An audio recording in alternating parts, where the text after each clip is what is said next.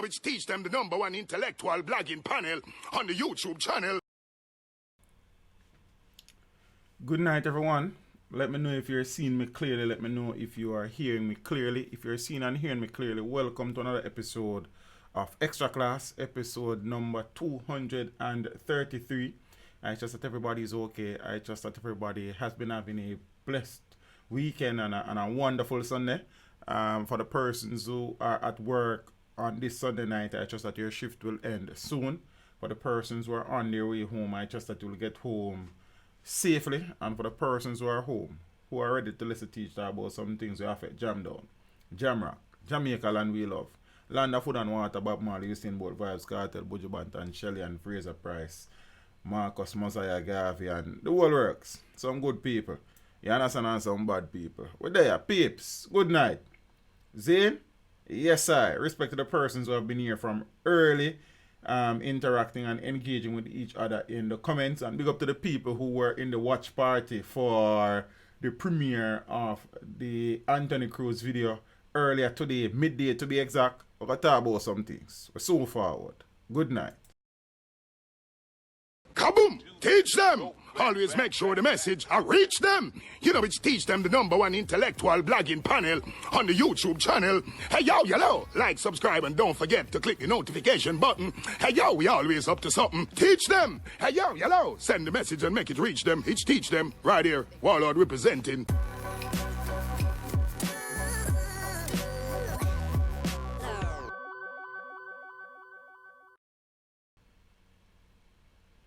Yeah, peeps, what about? I'm going to look up camera adjustment earlier. I try look my best, but I don't know. I need probably if you look back on or something. You know, it's probably, I don't know, but we're there, peeps.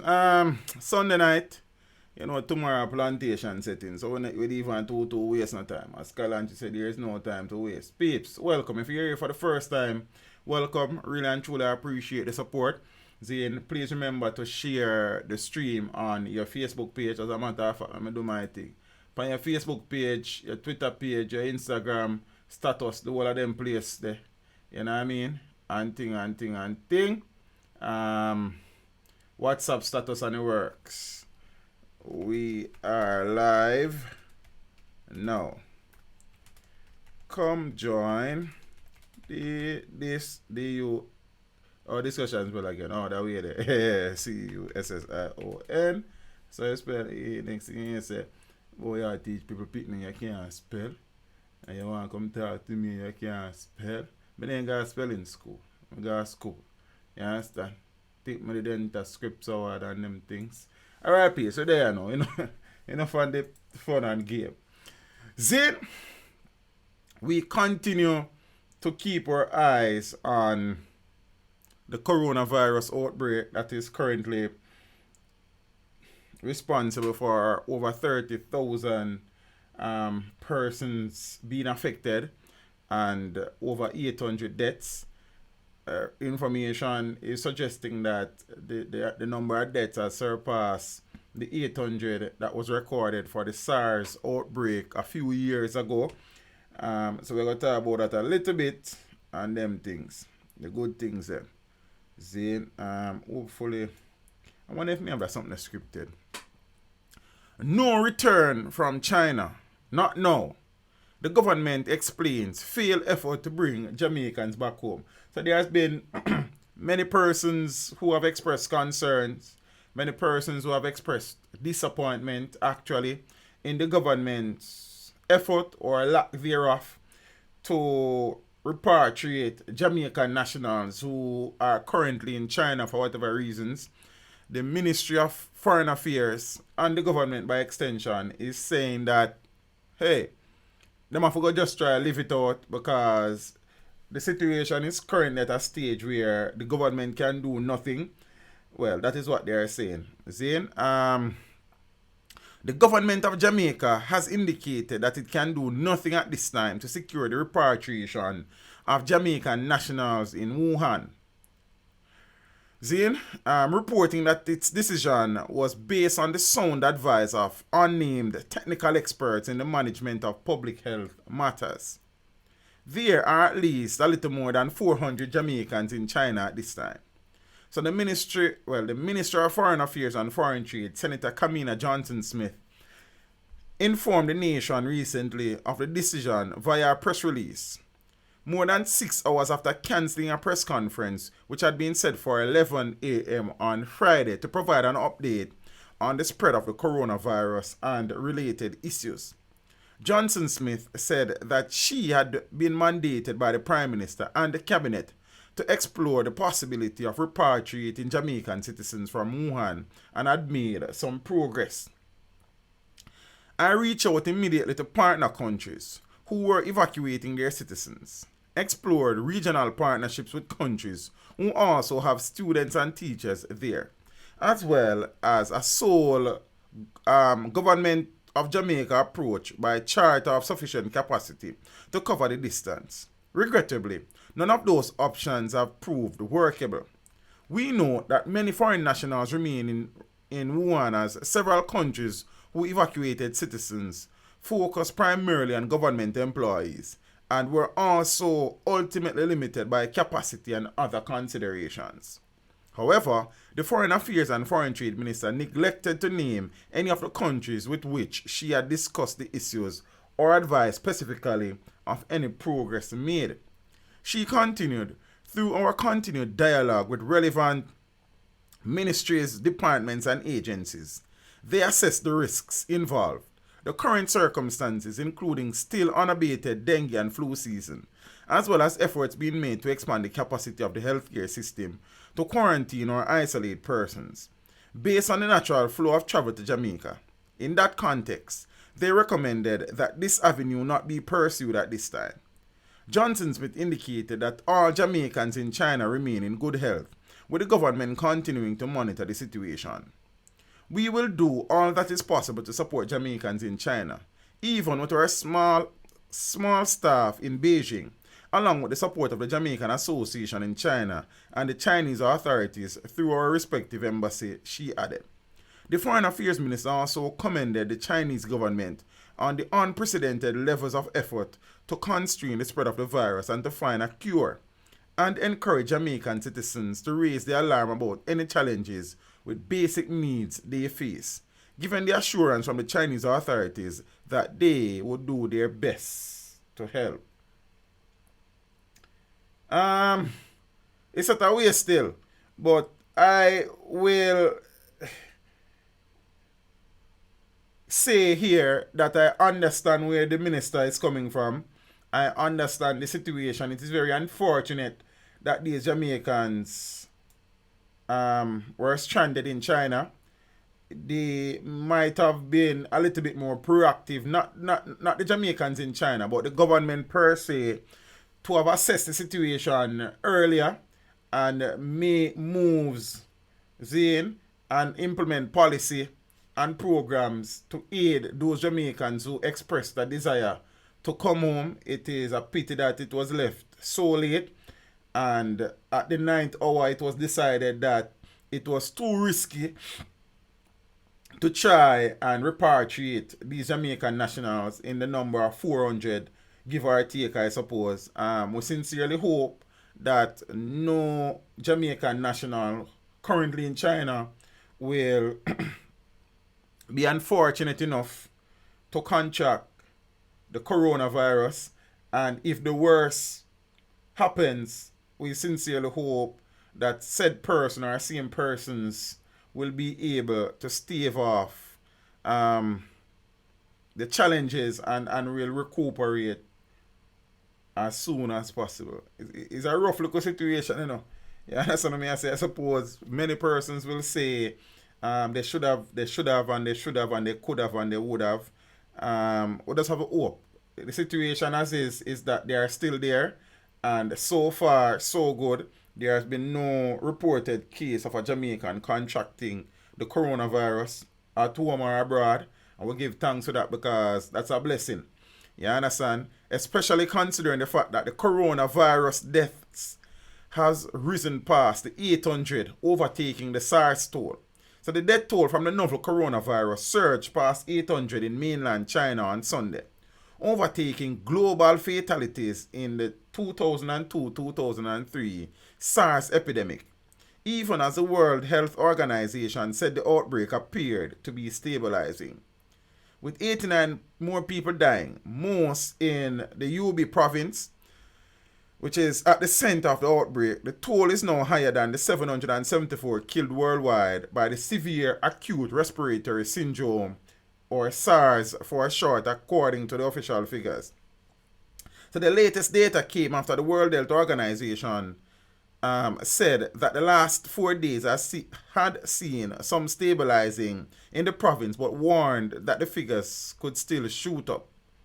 Almost 37,200 people in China have now been infected by the virus, believed to have emerged late last year in Wuhan and Hubei. I'm not sure the pronunciation is the capital of Wuhan.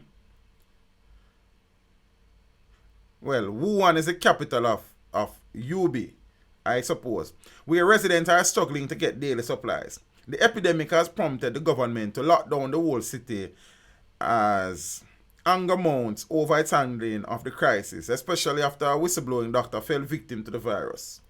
With much of the country still not back at work after an extended Lunar New Year holiday, cities including financial hub Shanghai ordered residents to wear masks in public.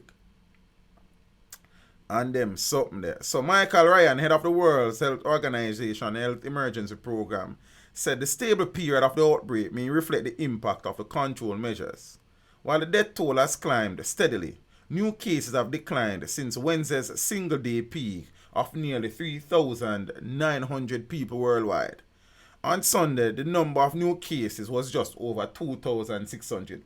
I hope that this is not, what you call that now, a false positive, as many persons might have contracted the virus, but they are not yet presenting with symptoms because the virus is still in its incubation period, which is 7 to 14 days.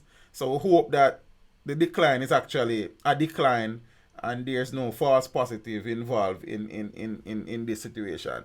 We have to continue to keep our eyes open. We have to continue to be vigilant, and we have to continue to hope and pray that this deadly outbreak does not penetrate Jamaica's borders.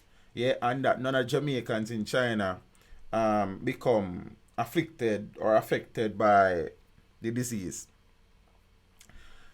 Yes, rough situation, tough situation, but we give thanks. You understand? Because we still are going Wall Street in a yard and abroad. I haven't heard about any Jamaican, whether in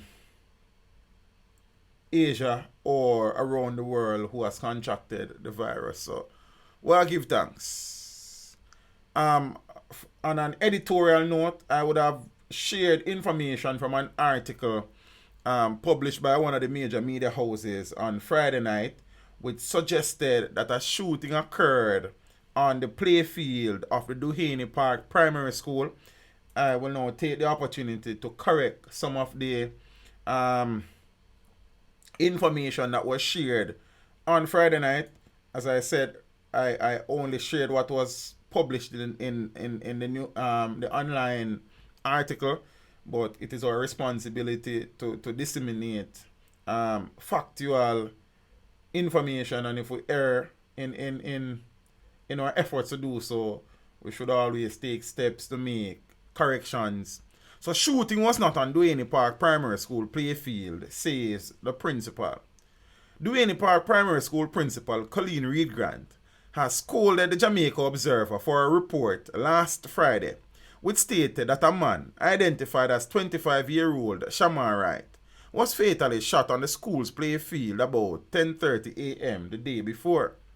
The report of Wright's shooting, published on the newspaper's online platform only, was added to that of the murder of 33-year-old Kevon Cole about 8:30 p.m. on Thursday on Payne Avenue, close to the entrance of the Haile Selassie High School. In a letter to the Observer, Principal Reed Grant said the section of the report relating to the Duhaney Park Primary School was inaccurate and had caused far-reaching anxiety among the school's stakeholders and damage to its reputation. On that day and time, classes were in session and access to the school compound restricted by security personnel to authorized persons. The school's playing field is located on the premises, and the entire compound is secured by chain link fencing, with a single access point for vehicles and pedestrians, manned by security personnel on a 24-hour basis. There was no shooting incident on the school compound or on any of the roads that bordered the school, the principal said. Our checks revealed that there was in fact a shooting near an open field in the community. For clarity, this field is not used by the school, and we are beneficiaries of a $2.5 million state-of-art irrigation playing field sponsored by the Guardian Group and NCB Foundation. The incident and the processing of the crime scene were not even seen or heard by our staff and students, and there was no disruption in our operation, Reed Grant added. The regrettable characterization of the Duhaney Park Primary School, an institution undergoing tremendous positive transformation, as a shooting scene during school hours, has resulted in great distress to our school community. This is evidenced by numerous inquiries from members of the Board of Management, concerned parents, past students, and well-wishers. Among the concerns expressed is that the school is not a safe and secure space for students.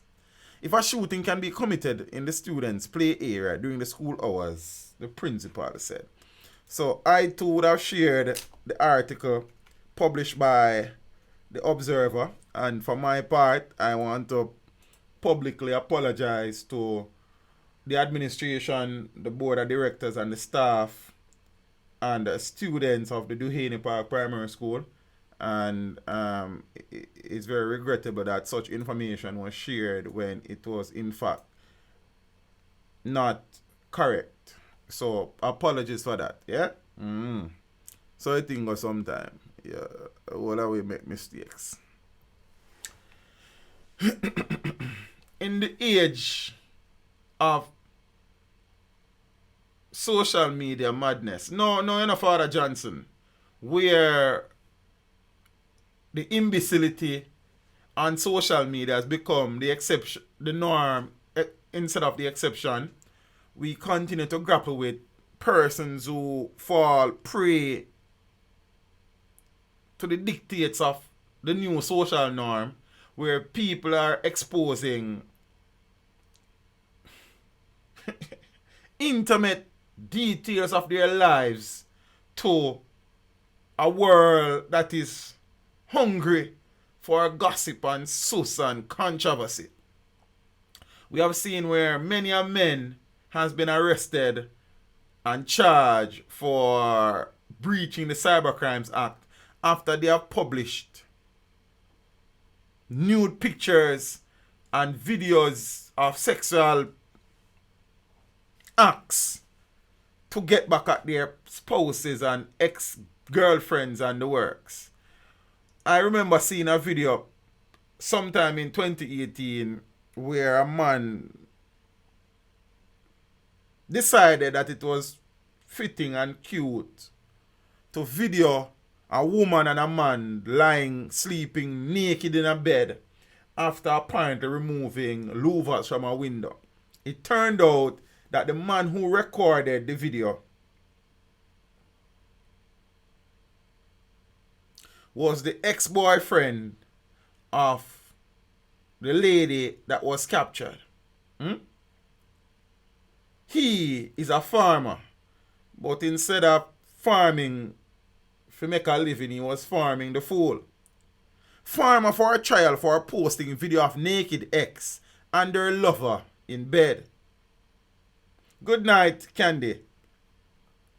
A St. Elizabeth farmer who is accused of using his cell phone to record a video of his ex-girlfriend and her new man, the article had easier the person write this, who were both naked in bed and then posting the video on social media, is to stand trial on the 12th of May.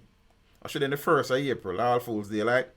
Jason Honeygan, a 30-year-old resident of Lockovia in the parish, is charged with breaches of the Cybercrimes Act, burglary, and malicious destruction of property.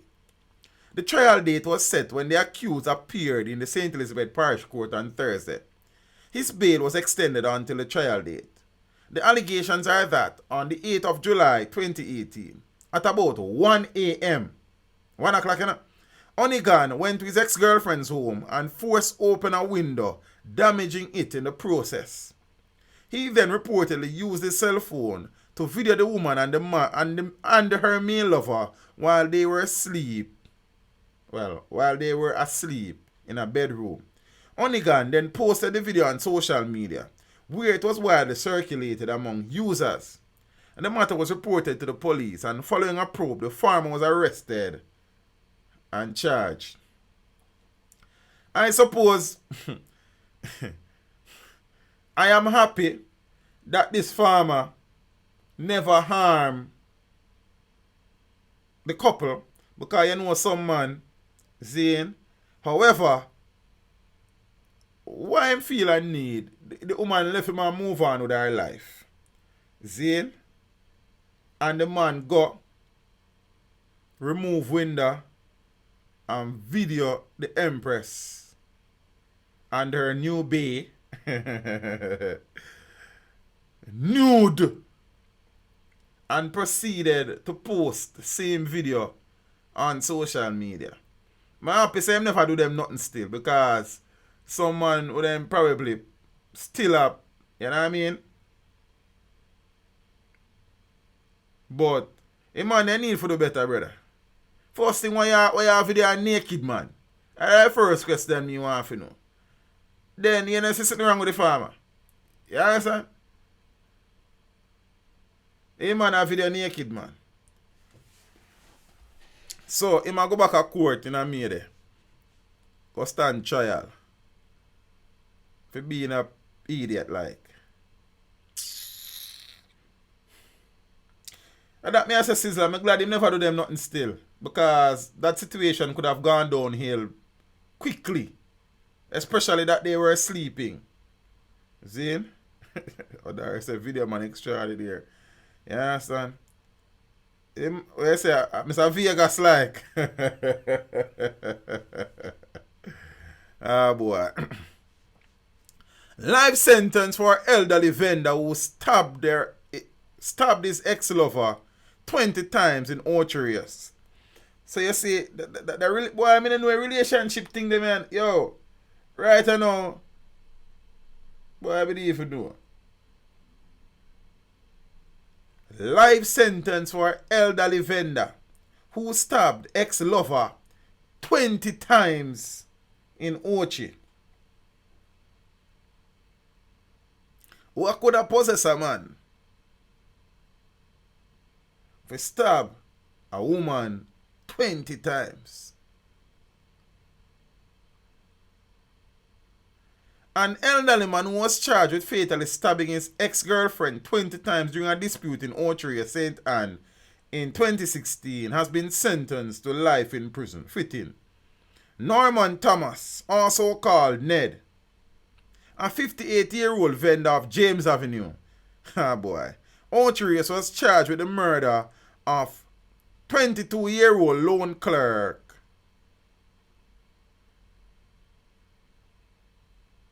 Kyria Nelson of Pimento Walk near Orcharius. Now, I'm going to pause a little. Pause to the cast.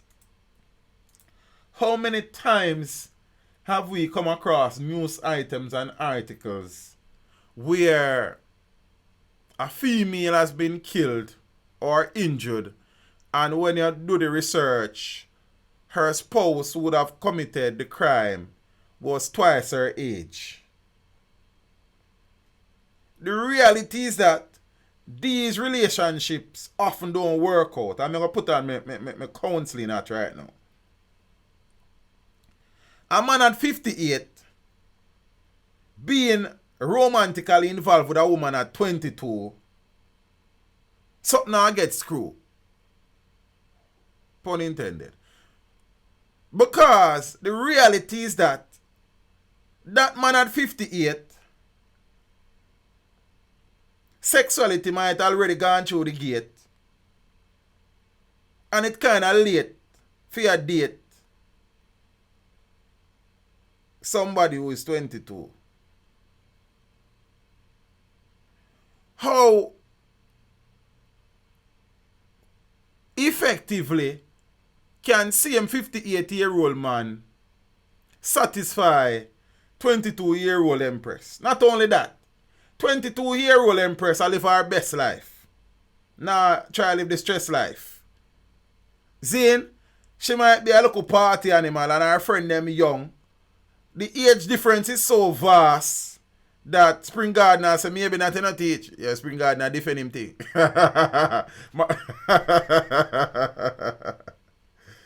The age difference is so vast. The socialization and the interests are so different that you can't feel comfortable around the friends of your 22-year-old girlfriend. Me not see it possible.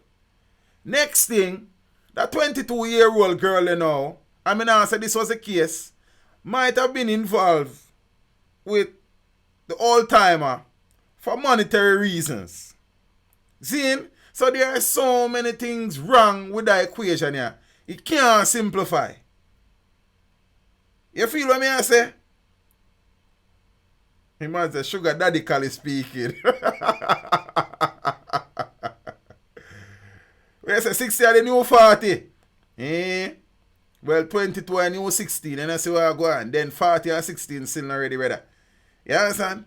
So, many times, these men get involved in these relationships. Zane, and I hold on to something we're gone. It really and truly very unlikely, sugar daddy or sugar baby, for a relationship to remain healthy and stay long lasting between a man who is 58 and a girl who is 22. Nobody can tell me nothing. You understand?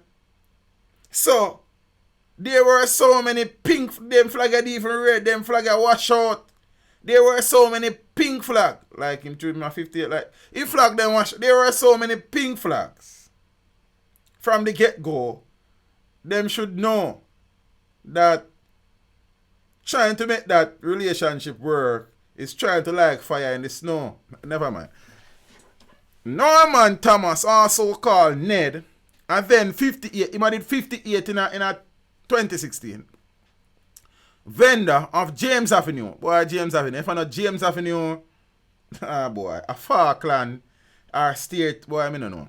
Zane was charged with the murder of 22-year-old loan clerk Kyria Nelson of Pimento Walk near Otrius. See, in Pimento Walk, I know them places well. You used to have one girl up there one time. Yeah, son. James Avenue, no, I ain't too really got James Avenue like that. And let's say I got one party per roof. Because man, even James Avenue now always sensibly, you know. And you know what I mean, when we were a boy back in the days and when I was home. Then, now 61, Thomas pleaded guilty to the charge in court and was sentenced by a High Court Judge Justice Martin Gale on Thursday. So him plead guilty, you know. Him plead guilty and him still get life. So suppose him name plea. You understand? Thomas was ordered to serve 15 years in prison before being eligible for parole. He received discounts for having pleaded guilty. Suppose he didn't get that. And also for the time he spent in custody on remand. It was reported that Thomas and Nelson had been intimately involved. But she ended the relationship, as all relationship with a 22-year-old and a 58-year-old will eventually end. Like me can't see that sitting right here, sir. So I don't know who in there can't see that. You understand? Further reports are that on June 29, 2016, at about 8 a.m., Thomas went to a plaza in Otrius where Nelson was employed. The man got the woman a workplace, you know, brother. An argument developed between the two, and Thomas subsequently used a knife to stab Nelson multiple times. But perhaps the only way that Thomas was able to... Never mind. Nelson, while covered in blood, ran to a beauty salon on the plaza where she collapsed. Oh, she's strong for run after she get 20 stab. She was assisted to a hospital where she was pronounced dead. Thomas was subsequently arrested by the police and charged with murder. And a post-mortem report revealed that 20 stab wounds were found on Nelson's body.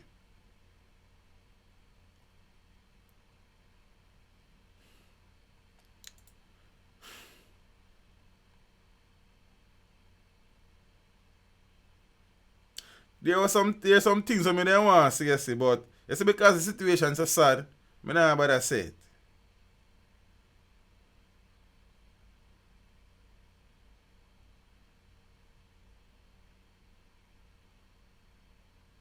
Level 100 TV saying catch it. It's like a man make up. You know, I'm gonna move on, yeah, sir. A man stab a girl 20 times, brother. Teacher, man, I never said that in a family. It's you said that, you know. I don't want to misquote me, you know. Heard she was even pregnant. Oh, Milo, you know, the auntie could never say that. I hope so that wasn't the case, brother, because a double murder that, you know. You see him? John Star. Ah, boy. Yo, I'm going to talk to the elders and before me move on. Zane, at 58, you shouldn't be looking to get your groove on. You are now at the dawn. You understand? But now, so you can't have a look of youngins around here if you're not married and thing, you know, to keep you know what I mean? Lively and thing. But a serious relationship something there with them young girl and I go work out, brother. Because them girl, yeah, when a 22-year-old girl I do with a 58-year-old man, you tell me. Eh? Cause me no see it. Zin? And the next way around, why would a 22-year-old man be with a 58-year-old woman apart from the money? No love nothing now go do this, brother. You understand? How satisfying would a relationship be between a 58-year-old man and a 22-year-old girl? Them have different interests. Them have different things to talk about. Him probably want to talk about racehorse and farming. And she want to talk about storming. Well, party and them things. You understand? It not go work out. Me is no relationship expert or behavioral psychologist. But it not work. We don't need to go to school to figure that out. 58 and 22, that just low. Sitting now go work. You understand? Tedious. Spring God, what you mean so me can't say that, brother? A 52-year-old man and a 22-year-old girl, there's a 99% chance that a relationship they're going to end badly. Me not talk about a 52-year-old man who just want some companionship and want one young girl to rub up, you know. You understand? And rub down and thing. Me I talk about a relationship. How healthy can that relationship be when this 58-year-old man who is very insecure, Zane, who is very controlling, who may not be able to satisfy 22-year-old Empress sexually, she a go find a young youth style her and while her. But see? And then Kapaga, brother, see? And a one situation, and brother, there's and a one case, and I remember I did a video recently, not recently, sometime last year. I think the title was, he was, I remember, 50 something and she was like 21. And the same situation, brother. You see? So I now say it impossible say it can never work, you know. But most of them relationship they are go crash and burn, brother. See? Spring Garden, I don't know if a general is 58 and the wife is 22, you know, brother. But that's a say. Based on my observation and stories that I have covered, them normally end bad, brother. You see? Them normally end bad. Because older men tend to be very controlling, tend to be very jealous, tend to be very possessive, Zane, and they make some rash decision along the way because them young girl and you can't tame them, in brother. Yo, them a girl that will give you a bun you beside them, brother. And the man that did it to you know. Yeah, he stay there. It just now go end good most of the time, family. Me not say it can't work none at all, you know. Me not say it never work, you know. But it now go end well many times. the reality that, and there are many instances where said situations have blown up and gone up in flames. See? So, we don't say it can't work, Father Spring, but what I say right now is a risky proposition. You understand? It in my thing, it even wise neither. Zane, she boops that go on getting more amount. Zane, blessings, Miss McDermott. I appreciate the contribution. So, more than advise the man them try stay in your age range, brother, because you have more in common. What does a 22-year-old girl and a 58-year-old man have in common? You tell me. They come me want to know. You understand? It told them like race horsing and gambling and golf and then sitting. Eh? And mashed potato and them things. Because, never mind. Father Damian White, speak up yourself, brother. I appreciate the support, You see? Yeah, man. Blessings every time. You know what I mean? Teach them interview Mega Bantan next. Father Derek Williams. I don't understand how to think them interview thing again. Like, man, them just in one line and me just pick who me want to interview. I just say, brother. I would love to interview Mega Bantan, but then I don't reach out to Mega Bantan and Mega Bantan don't reach out to me. So I don't know. But one of them days, the interview them don't really work. Like, me just have one line and me just pick out the artist and say, yeah, you will be an interview today. And the artist say, yeah. Yeah, and as a matter of fact, over the week, we're just gone. On Wednesday, I went to school, brought all of my gear to work, dressed clean and nice. Me just never trim, did have an interview. Then me I call the artist all day and no answer me. Yesterday, we were supposed to again interview another superstar artist, Zane, all day. I call him about 3 times when I get him, and with him, you understand, all advice to this, they apologize and thing and explain certain things and thing. Interview thing always work as smooth as you don't think them work still. You understand? Because sometimes the artists them have things to do. Sometimes a man change his mind. Sometimes a man nobody want to do an interview. You understand? Sometimes a man tell a man say, yo, you don't teach them a fool, nobody make him interview. A whole heap of things go on from time to time.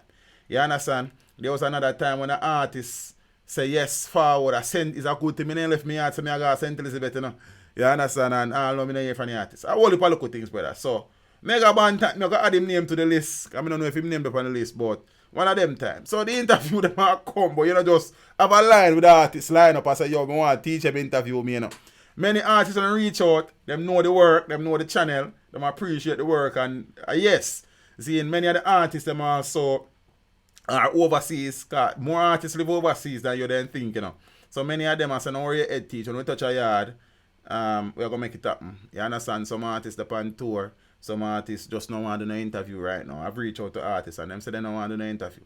You understand? So that's how I think. You know what I mean? You smile and wave, see the way you move on. Nah, man, no artist no ask the money, man. See? And I would have never give an artist $1 for interview him, and I would have never take $1 from a man for interview them. You understand? Me I do this for share the story, Zane, for share the journey, and for document the story for my viewers and subscribers. So we don't do that money change and something. You know what I mean? Yeah, man. That's how we think. You see? Interview Buccaneer. Buccaneer no want to interview, brother. So we can tell her that straight up. But we could move on. We don't need to, you understand? And every man want to do the interview for whatever reason. So we could move on. Leaky laws. So Craig Creation girlfriend on screen. You see? You don't know Craig I go on like I own up wife, You understand? Gun runner might have walked free if he had been tried in a Jamaican court. You see me? So weaknesses in Jamaica's law would have made it difficult, if not impossible, for Jermaine Rooms, the Jamaican who was sentenced to 57 months in prison in the United States for shipping several guns and thousands of rounds of ammunition to the island, to face a similar conviction locally. But Director of Public Prosecutions Paula Llewellyn will be pushing local lawmakers to make the adjustments to ensure that gun traffickers can be punished in Jamaica. Section 4 of the Firearms Act provides that the importation of firearms and ammunition into Jamaica without the requisite license being a breach of the law. However, the Firearms Act does not provide for arms trafficking as an offense. And hold on, may I read it? Like, hold on. Now listen this here. Listen, the man them when they are parliament, I cuss them one another every day when serious things like this no sort out. Listen what I go on. Listen what I go on. Section 4 of the Firearms Act provides that the importation of firearms and ammunition into Jamaica without the requisite license is a breach of the law.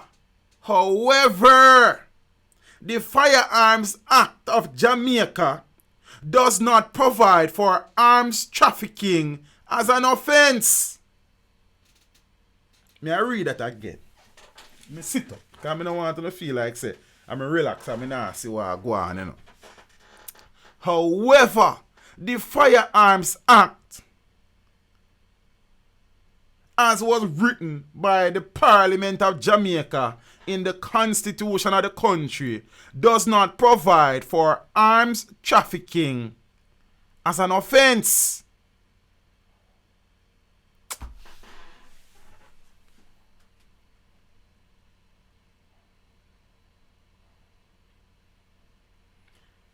I wonder if you don't really understand. Let me just read look while. Believe I read it again. Believe I read it back. The circumstances surrounding this case would be on all fours with arms trafficking we submit. I also understand that the Jamaica Constabulary Force has made recommendations to the competent authorities. To the what kind of authorities? To the HURA, to the competent authorities here for a dealing in firearms provision to be put into the act. And what we will do is to lend support to that because it is very important.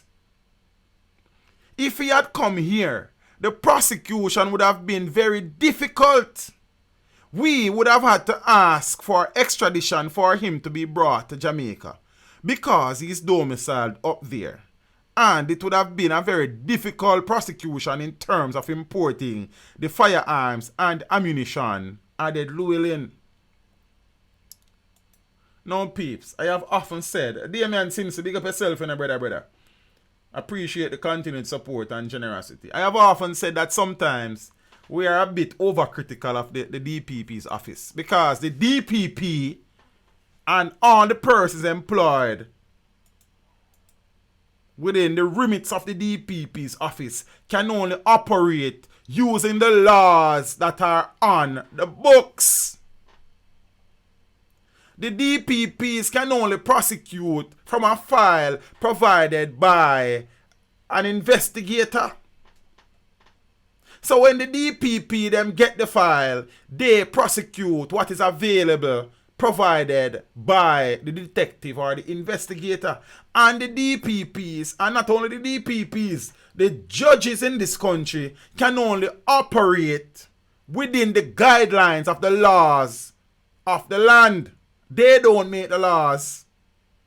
They operate within the confines of the laws. So sometimes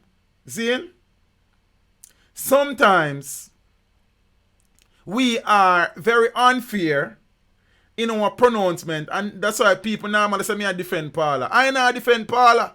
I am just trying to show people that many times the office of the prosecutors, whether it's Paula, Jeremy Taylor, whosoever else, are tied, them handcuffed by the laws of the land. And them man there was supposed to make the law. Every day them there parliament asleep and a quarrel out for flingstone after they one another, and the country continues to suffer.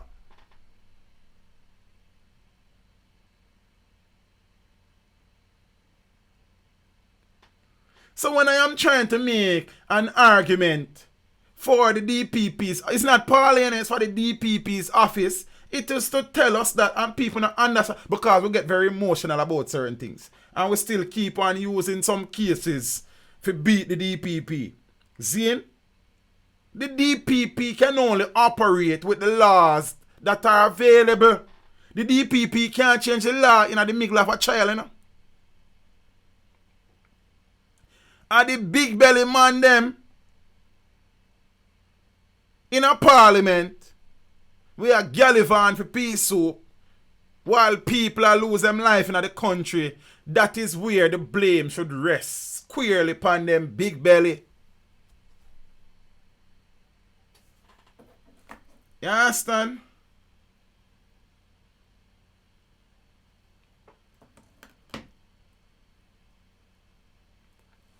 How can this be where we claim that we're trying to fight crimes and to prevent guns from coming into the country? And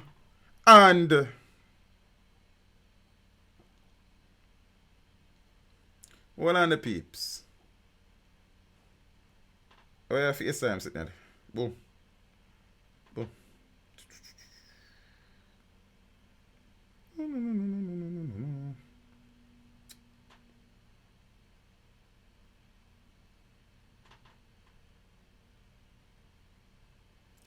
Good night, princess. I am currently streaming, so I'll talk to you tomorrow, alright? Get some rest and have a good day at school tomorrow. Talk to you tomorrow evening. Love you. Hey, look, when I say she a guy better now, I don't really talk from daylight, so she good as, you know, vex look about. You know what I think? Alright, boy. So peeps, it thing don't make no sense most of the time. That's why you see when politicians talk, me even listen to them most of the time, you know. You understand? I don't know. Can you imagine? Can you imagine? I could continue to do that something here.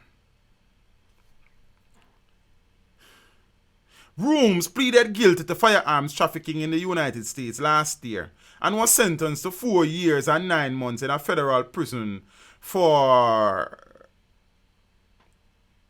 the United States District Court of Middle District in Florida, Tampa Division last week. Him should then get 1 day for each round of ammunition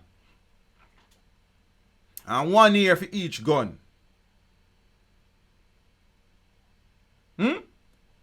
After news of the sentence was first reported, several people questioned why the man described by the DPP in her submission as like one of the merchants of death was not returned to Jamaica and tried in local courts. See, because we don't understand, so that's why we keep on blame the DPP for everything.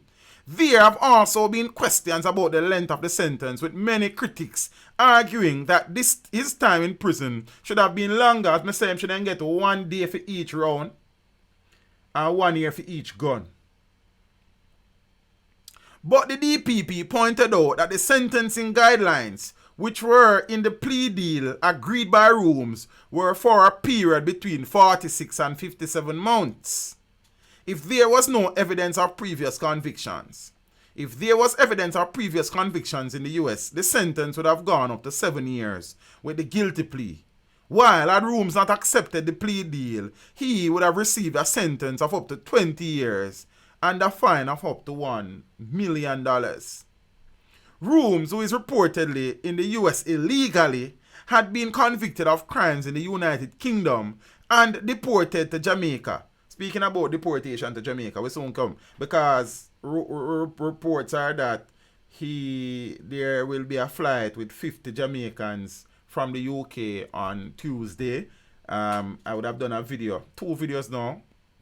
One yesterday, so one of the detainees who will be deported attempted suicide. I will soon come to that. Joe there now. So he was convicted in the UK, sentenced and then deported to Jamaica before he made his way to America. But those convictions were not taken into account by the court in this sentencing. The judge gave him 57 months, which is the higher end of the scale. The judge, I believe, because of what I said about the impact of illegal weapons in Jamaica, told Rooms that among cases of this nature, it was the worst and most egregious that she has seen. She told him that he ought to be ashamed of himself, to be shipping guns and ammo to Jamaica, knowing the kind of damage it can do. In further explaining the decision to have rooms tried in the US, the DPP pointed out that with the guns and ammunition that were found at Rooms' house in St. Petersburg, Florida, waiting for another shipment to Jamaica, it was easier for him to be brought to account for his crimes there. I told the judge that the people who do what Rooms did are like merchants of debts, and that the gun is a preferred weapon of choice among gangs and violence producers, which have a very traumatizing effect on the psyche of the country that is a premier tourist destination and a world leader producing so many great icons in music, sports, and culture. I indicated that most of these guns, illegally shipped to Jamaica, are purchased in the US, and that there has to be even more collaboration between law enforcement in Jamaica and the US law enforcement authorities to intercept and seize these guns and ammo before they get to Jamaica, she said. The DPP noted that it was members of the Jamaica Counter-Terrorism and Organized Crime Investigation Branch, CTOC, who found the barrels and the guns and ammunition inside the barrels on the wharf, hidden under packages of flour, rice, and sugar. She said CTOC, through scientific means, made a link between Rooms and the weapons and enlisted the assistance of U.S. Homeland Security investigators in Florida, which led them to find him, search his home, and find the shipment of guns and ammunition being prepared. This really showed the excellent collaboration and working relationship between Jamaica's law enforcement and the prosecuting authorities in Jamaica and the U.S. law enforcement and prosecuting authorities, said the DPP. Llewellyn noted that as the designated central authority for mutual assistance in Jamaica, once a request came to her from the investigators in the US, and after reviewing the material and doing consultations, the decision was made that justice would be served by sending back the guns and ammo found in Jamaica to the US so that Rooms could be prosecuted for arms trafficking. Ah, boy. Ah, boy. Sad situation. And then them same big belly man here, with vim, vigor, and vitality, conviction and all, come on your TV screen and your radio. I'm going to tell you how much them a fight against crime and the illegal shipment of gun into the country. Good night, Christina. How are you? It's good to see you, Miss Clark. Yep. And the laws of the country has no bite. As a matter of fact, there are no laws for gun trafficking in Jamaica.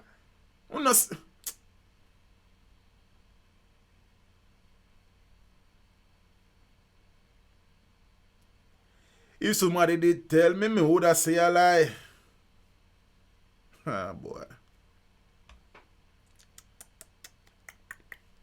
Security guard and mother charged with $13 million ATM robbery. A St. Mary man and his mother, who were detained in connection with the theft of over $13 million from two automated teller machines in two parishes on the 5th of January, have been charged by the police. Man and him mother, you know. The man and him mother. His mother with a whooping ass and tell him for top thief people things. Eh?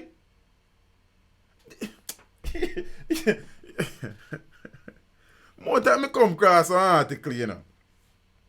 And I sit down. Top Max. Good night, my friend. Really and truly appreciate the continued support first and foremost, and appreciate the financial contribution and the generosity. Really appreciate it.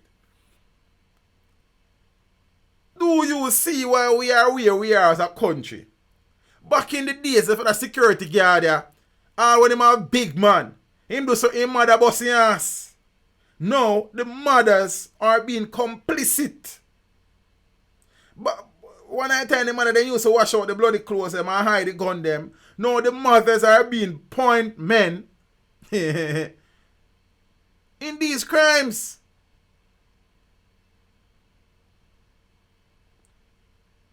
Amir Beckles, a security guard, and his co-accused mother Amandine Silvera. Then she have a man name. Then they were slapped with charges of larceny and appeared in the St. Anne Parish Court last week.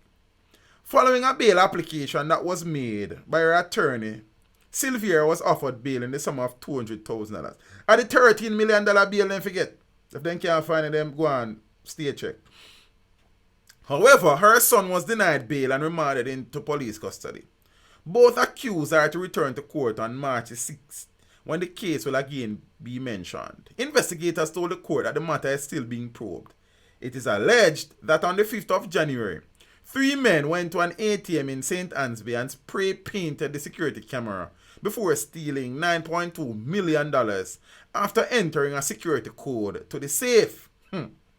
Allegations are that the men then visited another ATM machine in Another Bay, St. Mary, where they stole an additional $4.5 million. Police investigators acting on information went to the house of a security guard who they had as a suspect, seen in the robbery in St. Mary. Owen Sanderson, blessing my friend, also goes by the name Oakley. Your first time here, welcome to the channel, welcome to the stream. I really and truly appreciate the support. Hope you become a permanent member of the family by subscribing. Yeah.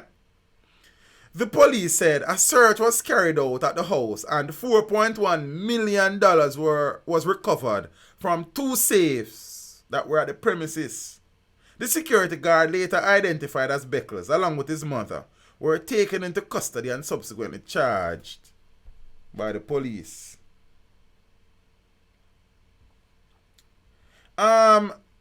Spade, I don't think that money was dispensed through the machine, and I think I open the machine. See, because I said they entered a security code, so I don't know that the money was dispensed through the regular dispensary process. My figure says probably access the cash vault in the machine and remove the cash. But I could be wrong still. See? Because some people can get their money there based on them thing. No peeps. Bombard. I can't find the picture now. I spoke, big up the oxygen. He sent me the video with the bus driver Friday night. I did the video on Saturday. Zine and thing. When I did the video, there was no supporting article. But then after I uploaded the video, lo and behold, here comes an article providing some more information. As I said in the video, at the time of the publication, I had no idea whether or not the driver was charged or not. Zine and thing. But cops are to question the driver who was captured on video performing steeringless stunts in the corporate area. So the driver of a public passenger minibus who was recently captured on video performing daredevil stunts while traveling on a stretch of road in the corporate area has been taken into custody for questioning by the police. Police say they are also carrying out checks to verify the authenticity of the video that was posted on social media, as reports are also circulating that the acts were carried out as part of a music video. I have seen a comment like that. Also, I cannot verify those claims. However, there are suggestions being made that those scenes were part of a music video. Make go watch and see now. Zine, the identity of the driver has not been released by the police. The driver was held at the route number 82 bus terminus by police and staff of the Transport Authority after footage of his antics went viral on social media. The driver and his passengers were recorded rocking to low dancehall music, and while the bus was in motion, the operator of the minibus removed the steering wheel from the steering column and swung it from side to side before hoisting it in the air. He committed the act at least twice, all the time being goaded on by a group of persons on the bus who seemed to be unaware of the dangers such an act posed to their lives. The driver even went further by standing erect while driving the vehicle, opened the door and wiped the windshield while steering. The disturbing footage led to a sting operation at the Route 82 terminus in Crossroads, and the bus was seized.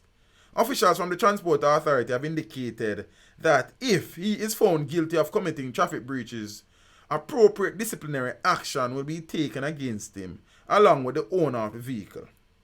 And the 82 route is from Crossroads to Waterhouse. So, we watch and see. As me say, somehow, somewhere in the back of my mind, I said to myself, I bet you some of hear said this is a part of a music video. It may be so, I don't know, I'll watch and see. I have no judgments, Zane. If it is not part of a music video, then woe be unto him. But then Jamaica really on the last, so you never know. Jailed a year for a ghost gun. Elderly man spends 12 months behind bar, but video evidence reveals inconsistencies in cops' account of the arrest. An elderly man who languished in jail for a year on gun-related charges has been set free after a video recording obtained by investigators raised a number of red flags about the police account of his arrest. Investigators have indicated, too, that the footage appears to support a claim by 63-year-old Leroy Lord that cops significantly underreported the amount of ganja found in his car during a traffic stop in Orchard, St. Anne in 2017. The traffic stop was captured by a closed-circuit television system installed at a business place near the scene of the arrest and turned over to the Independent Commission of Investigations, INDECOM. Lord, a taxi operator who resides in St. Mary, was taken into custody on the 27th of July 2017 after he led a team of police on a wild chase throughout the streets of Orchard before he was cornered in a shopping plaza in Bucksfield. Law enforcement sources and court documents obtained by the Jamaica Gleaners revealed. The documents include an entry in a police station diary the following day, which detailed the police's account of the arrest, but made no reference of any gunfire. It indicated also that Lord had been charged with possession of, dealing in and trafficking ganja, as well as dangerous driving. The taxi operator admitted during an interview that his Toyota Probox motor car was loaded with 14 plastic bags of ganja weighing approximately 129 pounds. A video recording, a copy which was obtained by the Sunday Gleaner, shows several bags stashed on top of each other at the back of the car after a policeman opens the trunk. Minutes later, it shows one of the cops driving away the Probox with the bag still inside. In the video, all four men returned to the plaza several minutes later in the same vehicle in which they departed.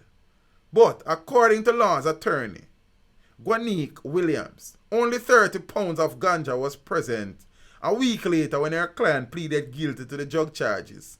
He was sentenced to 2 months in prison and fined $169,000.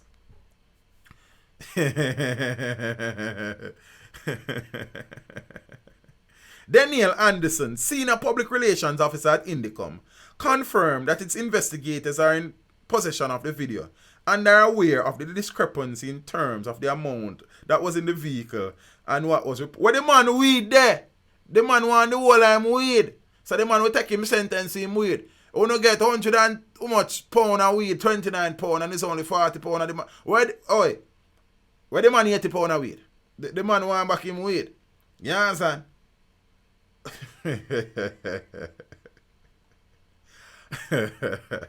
Anderson indicated that the criminal investigation is at an advanced stage, but said months after the incident, the oversight body recommended to the Jamaica Constabulary Force that 2 of the cops involved should face internal disciplinary action. We have not received any feedback about the recommendation to date, she said, noting that the other cop had already resigned. Ah boy. The documents obtained by the Gleaner indicated that 2 days after the drug arrest, and amid word of a probe by INDECOM, a second entry was made in the station diary about Lord's arrest. I tell you about them cops here, no? Mr. Perfect. Anthony B said that. Anthony B, you have good cop, bad cop. Yo, them cop here, A man want back in weed. Constable name we tell. Arrest and place in safe custody male Jamaican Leroy Lord, 61-year-old taxi operator Frontier in St. Mary, for a reasonable suspicion of shooting with intent committed on Saturday.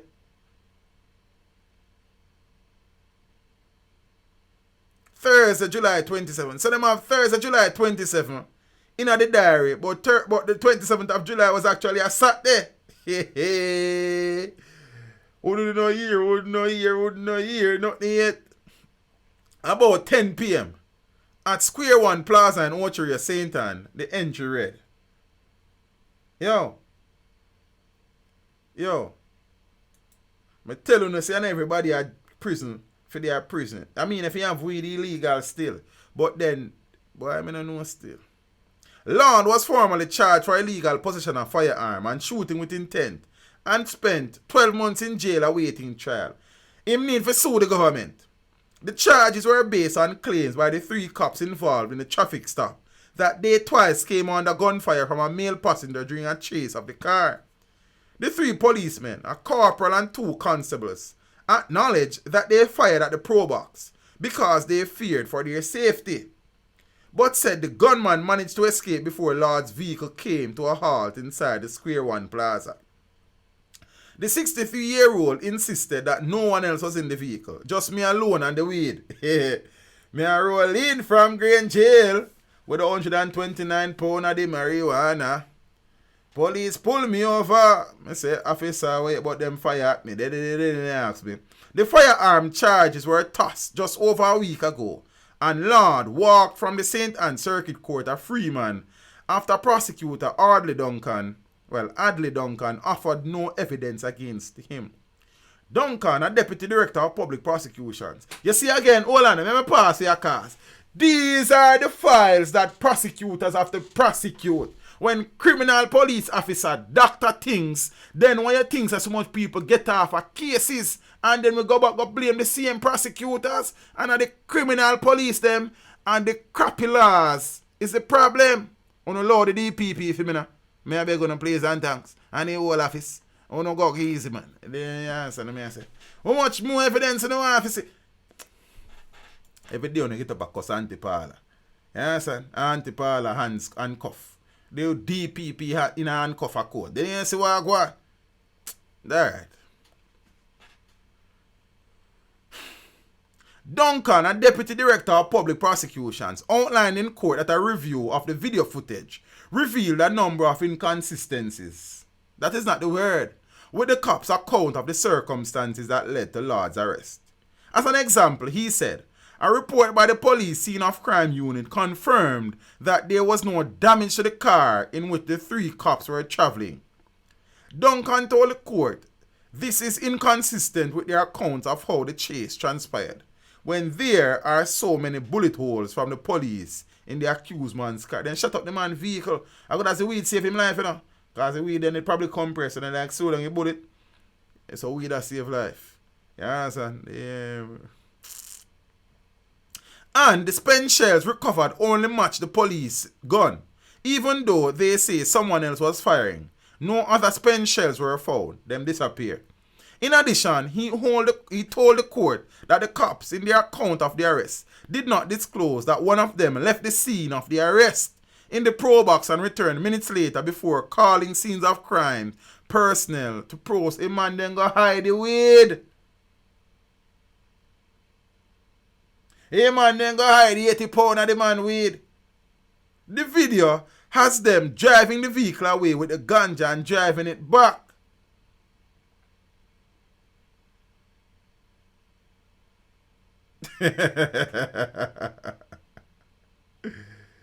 Yo! Lord claimed that he was taken to the Mansfield area and kept in the police car, which was parked along the roadway for about 30 minutes. He could not say where the other policeman took his car. The policeman phone ring, and me hear him tell the person to come back, same place. So them drive me back same place where them take me from. Williams is now preparing to file a lawsuit. Sue them against the state for a malicious prosecution, charging that her client was falsely arrested for the gun charges by cops who were seeking to cover up a breach of the JCF policy, which prohibits them from shooting into a moving vehicle.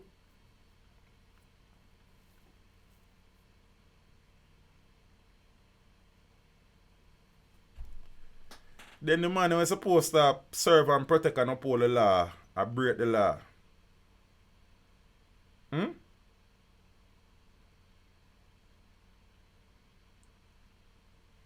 These are the situations that prosecutors in this country have to deal with. Then when the prosecutor them submit no more evidence in a case, I will cost them. And the police them are the problem and the system are the problem. The prosecutors can only work with the file that was given to them by the police. The DPP's office is not an investigative arm of the judiciary. They are the prosecution. Them only can use what is given to them. Some more time we get emotional, seeing, and get very emotive about the DPP, a wicked woman, and she this and she that, and she sentence man innocently. The DPP no sentence nobody. The DPP don't find nobody guilty neither. If it's a jury trial, the jury find them guilty. And if it's a bench trial, the judge find them guilty. And if they're acquitted, the jury return a not guilty verdict, or the judge say you walk free. The prosecutors them only work with what them got. But because some people what we glorify, seeing, were prosecuted and convicted, the DPP are wicked people. And because of my profile case were in our head demand them guilty walk, the DPP them are criminal and them bias and only poor people and get a youth them fight. And all we try to do here upon this channel is to add some balance to the discussion. And I have often said that we are very unfair in our pronouncements and accusation of the DPP's office. Even many of the cases them and Apala prosecute them, you know. And Apala we beat every day. And all I am trying to is to explain to people who are not willing to hear the facts, say the DPP can only prosecute what is given to them. The DPP, them not sentence nobody. Them not find nobody guilty. They argue a case based on the evidence provided by investigators for a jury or a judge, and the jury or the judge makes a decision.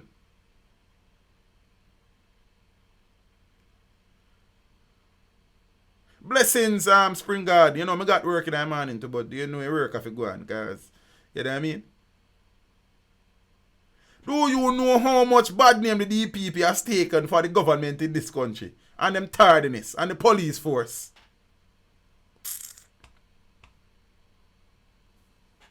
$876 Bro God says a music video. Okay, well, them need to add them disclaimer to them thing when them are released, brother, because if a man does say that little clippings there, man, I go say things.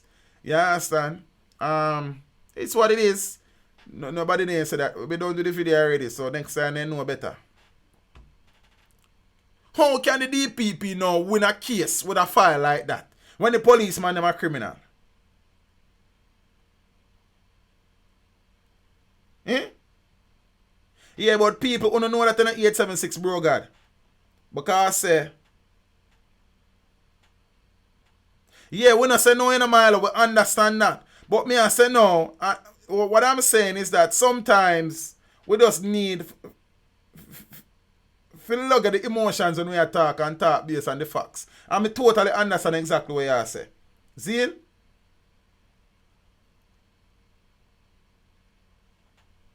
Rising Stars TV said the DPP just use corrupt evidence to prosecute. Alright, family, big up yourself. You can never win that debate still, but everything good. See? Death before deportation. Tall boss, big up yourself. As I reported a few days ago and a follow-up video yesterday, that 50 Jamaicans are scheduled to be placed on a chartered flight from the UK to Jamaica on Tuesday, the 11th of February. By all indications and account, the 50 persons, and we don't know if it's going to be the full 50 because many persons are fighting legal battles now to have a stay of deportation. Based on information out of the UK, and I can only speak on information out of the UK, these 50 individuals would have served prison sentences for greater than 1 year, for more than 12 months, for various crimes, including manslaughter, rape, and dealing in Class A drugs. Yeah? Unlike the batch last year, where quite a number of them were for immigration violations, you had persons for sexual assault and other violent crimes. Yeah, but this one, they must say, are some people. Sorry, guys. And I saw some comments where I say, yo, Jamaica so bad that the man prefer kill himself before. You know, nothing to do with Jamaica. This has nothing to do with Jamaica. I live in Jamaica and I kill myself. Zine? The reality is that these men get themselves in some situation where it's either they are very shame, them not have nowhere to turn to, and them depressed. It has nothing to do with Jamaica. You understand? So for the people them when I say because Jamaica so bad, man, I try to kill themselves. Look how much people get deported come to Jamaica regular. You understand? What, Jamaica not too bad for them? We see a case where a young man was deported from the UK back then and the man has become a national hero. You understand? Save jump off in a gully, save how much we are jump off in a gully where flooded that got save people. So there's this notion about Jamaica is so bad, people are wanna go. You understand? Move up with that. Jamaica is so bad, people are trying to kill themselves. Man, go on here. Nah, nothing to do with the hard. Zine? Everything gonna blame Jamaica for. You see me I try to kill myself. Now hear me live. Then maybe not have nobody back here. Then maybe don't know how them are gonna move on. You understand? Maybe them do something bad in their life and I just for them retribution that. They don't know yard, man. Yard have enough problem already. You see? Death before deportation. Man attempt suicide ahead of February 11th flight back to Jamaica. Then it's sad, but then how Jamaica jumping at this? On allow me place, man. The head of the United Kingdom pressure group is urging the Andrew Holness administration to deny landing rights to a charter flight from Britain with 50 Jamaicans to be deported to the island on Tuesday of this week, after one of the detainees attempted to end his own life. The man, said to be about 22, is now on suicide watch. Desmond Jadu, the founder of the Birmingham Empowerment Forum, has reported, I can confirm that one individual had in fact attempted suicide and is currently on suicide watch. He attempted an overdose of some medication while detained for removal to Jamaica, Jadu added. The man's relatives in Jamaica have been notified of the situation. It's a very sad situation.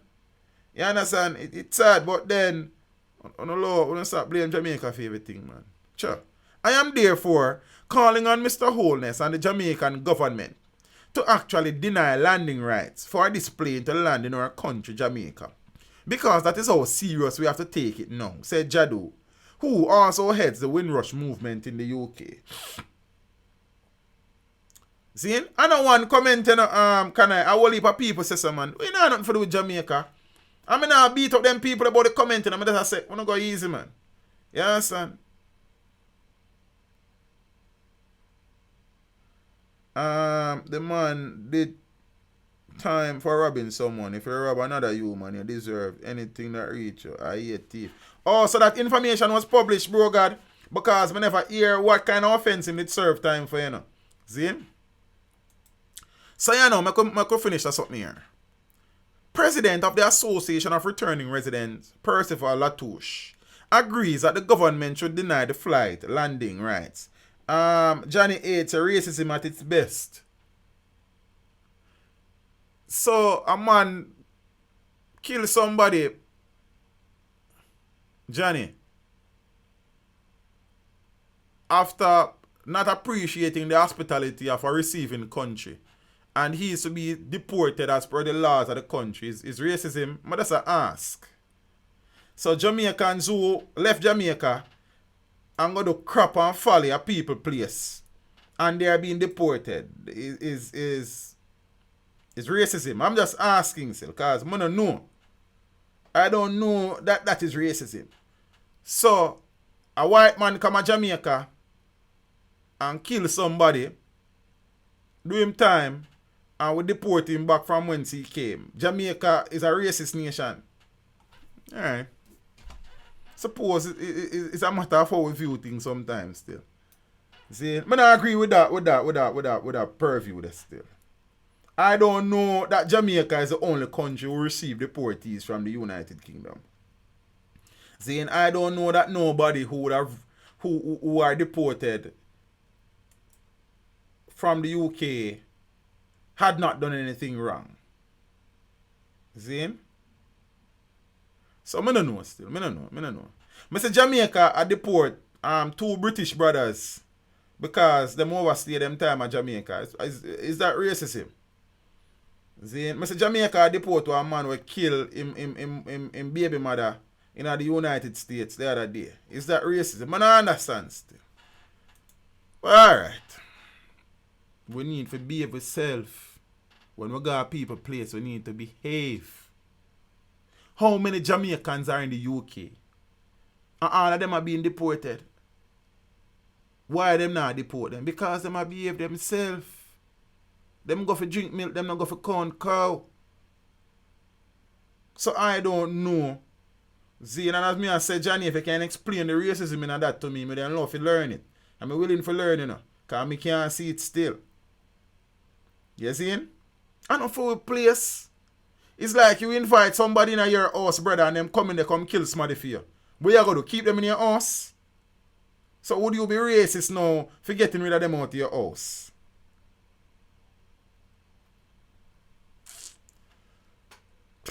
President of the Association of Returning Residents, Percival Latouche, agrees that the government should deny the flight landing rights. I am appealing. Me don't want them an idea. Hold on. Before me people greed, me don't want them here an idea. You understand me? I say, me be honest with you. I don't want them here. Because if the reports out of the UK is correct that all of these persons have served time for criminal offences, I don't want them in Jamaica. But based on the laws that we signed as a country, I am not talking about the man that did the 2 months, 10 years ago. Sorry, teacher. Okay, brother. Blessings. My apologies then, brother. So you have to be careful when you comment. You have to add some context. Alright, bro. But separate and apart from that, Johnny, and the reason why I address it to is because I have seen comments where people are saying, I'm not talking on stream now, on videos, where people are saying, Zane, a racism. I don't agree with that. But me say, let me get this. I don't want them in Jamaica. I not going to pretend say I want them in Jamaica. But the government would have signed conventions and treaties accepting Jamaican nationals when they are deported from other countries. You understand? So I don't know, because we have enough problems dealing with, and we know the issues with deportation. Some of these men, now I'm not tied to Jamaica. Them not even really enough family here. They do not get reintegrated into society. So them fall again into the underworld and start perpetuate crime and violence. See, so it's a lose-lose situation for Jamaica, you know. So I know if you send them come here. But then all I am saying is that them shouldn't put themselves in a position to be sent home. There are many persons who are now watching the stream from the UK. Those persons are not being deported. There are many persons watching the stream from the United States. Those persons are not being deported. Canada likewise, all about the place. Because them people, they behave themselves. Them people, they what? Them people in a black. Them people, they don't want to trouble nobody. We need to behave ourselves where we go, man. You understand? So me I say, I don't really want them here neither. But then, the government say, them are take them, then what we are going to do? You understand? Go black you run out of Norman Manley. You see me I talk about? Ah, boy. I am appealing to the government. That plane must not land here, he insisted. They should reject the grounds on which the UK summarily sends people to this country because they share heritage here. Yeah, that's a problem in itself, it's true. Many of them went over there at tender age, it's true. They were schooled in their system and know that some of them end up committing crimes. They should be shipped out here. It's a very valid point. I may agree with that, but we still behave ourselves. Latour said he hopes the government can prove him wrong, that they are not lackeys and do the right thing.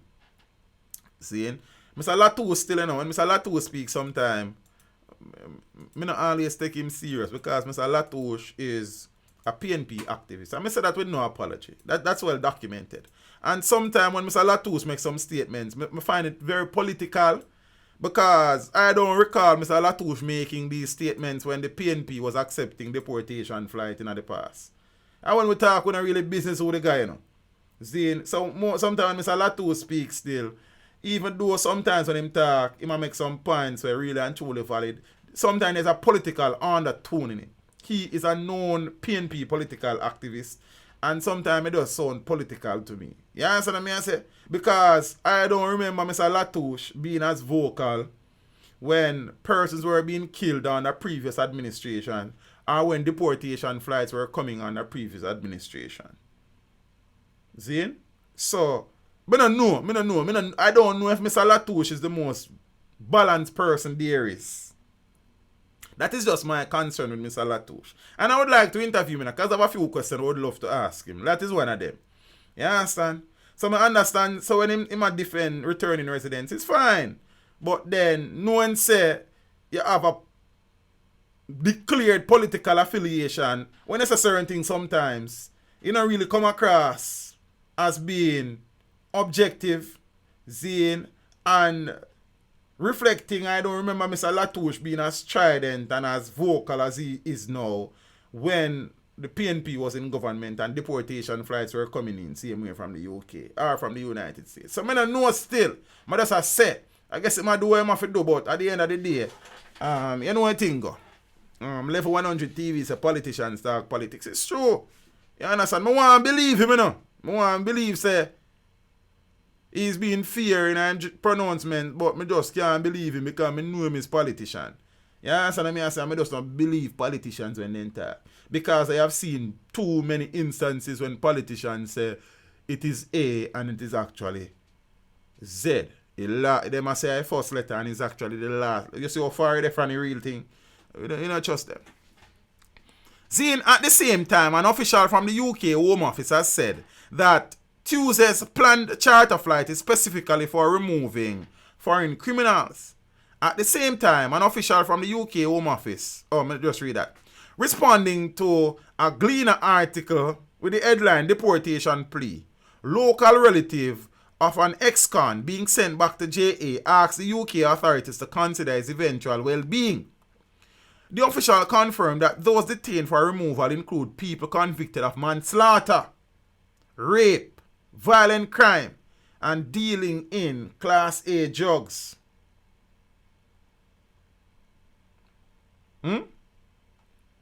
The government, in accordance with the law, has continued to remove foreign national offenders to Jamaica, some on charters and some on scheduled flights. Further, he said that the priority of the British government would always be to keep the British public safe. That is why foreign nationals who abuse our hospitality by committing crimes should be in no doubt of our determination to deport them, the official said. Since 2010, more than 51,000 people, hundreds of them Jamaicans, have been deported according to the official. We only return those with no legal right to remain in the UK, including foreign national offenders. Individuals are only returned to their country of origin when the Home Office or court if applicable, deem it to safe to do so. Any new legal representations made while an individual is detained are considered carefully and in accordance with the law, said the official. Now, none of the individuals on the flight are eligible for the Windrush scheme. And last year, 29 foreign nationals, well, Jamaicans really, with a combined sentence of 150 years were deported. An average of a sentence of 5 years imprisonment for each person. This includes a combined total of 49 years for drug-related offenses, including Class A drugs, 45 years or life for violent crimes, including murder, attempted murder, and that, well, them one I did serious last year, man, and assault occasioning bodily harm and grievous bodily harm. 18 years for sexual offenses, including against a child. Hey Tash, how are you? The government getting money to do what house. I don't think it's to house the deportees, but I think there's some money that exchange hands for processing and all of them local things, and probably to help reintegration. I don't know. But I think some money is involved somewhere.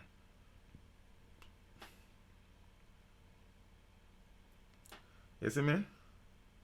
Troy Ferguson, blessings. So that's the situation. But I don't even know still. Do we really want these people back in Jamaica? I suppose the popular response will be no. Can we do anything about it as people? I don't know. Can the government do something about it? Sure. Will they? I doubt it. I don't know. Peeps, one story I know. I'm going to share it. And when me hear it,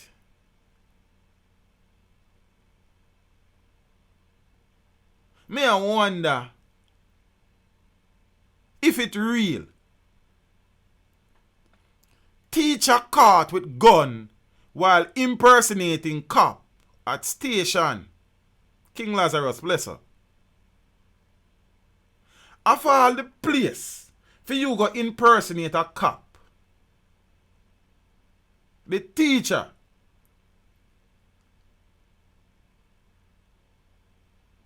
go at the police station, go impersonate the policeman. Me not get it. For somebody who is supposedly educated, well, he have some educated, well, I don't know. Detectives at the Elliston Road police station in Kingston arrested and charged a teacher following his brazen attempt, brazen is not the word, to impersonate a police officer while armed with an illegal firearm and ammunition on Thursday, February the 6th.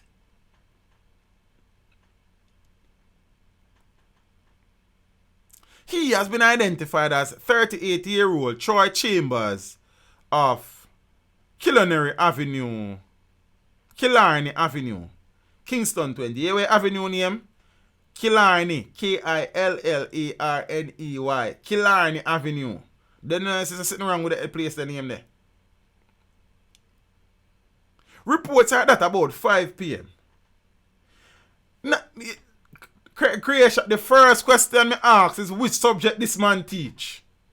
The first question, I could have which subject this man I teach though. That was the first question me ask.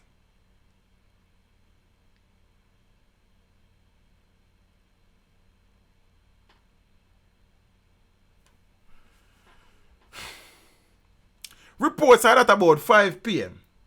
Chambers visited the Elliston Road police station and introduced himself as a sergeant of police.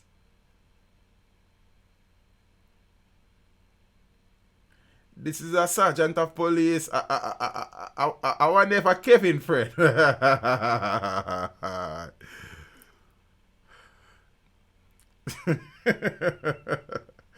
No, you have to take bad things with jokes sometimes, you know. I'm a colleague. But right now, I'm in a different league. You understand? He was in the company of another man who he claimed he had brought to give a statement to the police. Chambers, who was in possession of a firearm, subsequently arose the suspicion of officers on duty.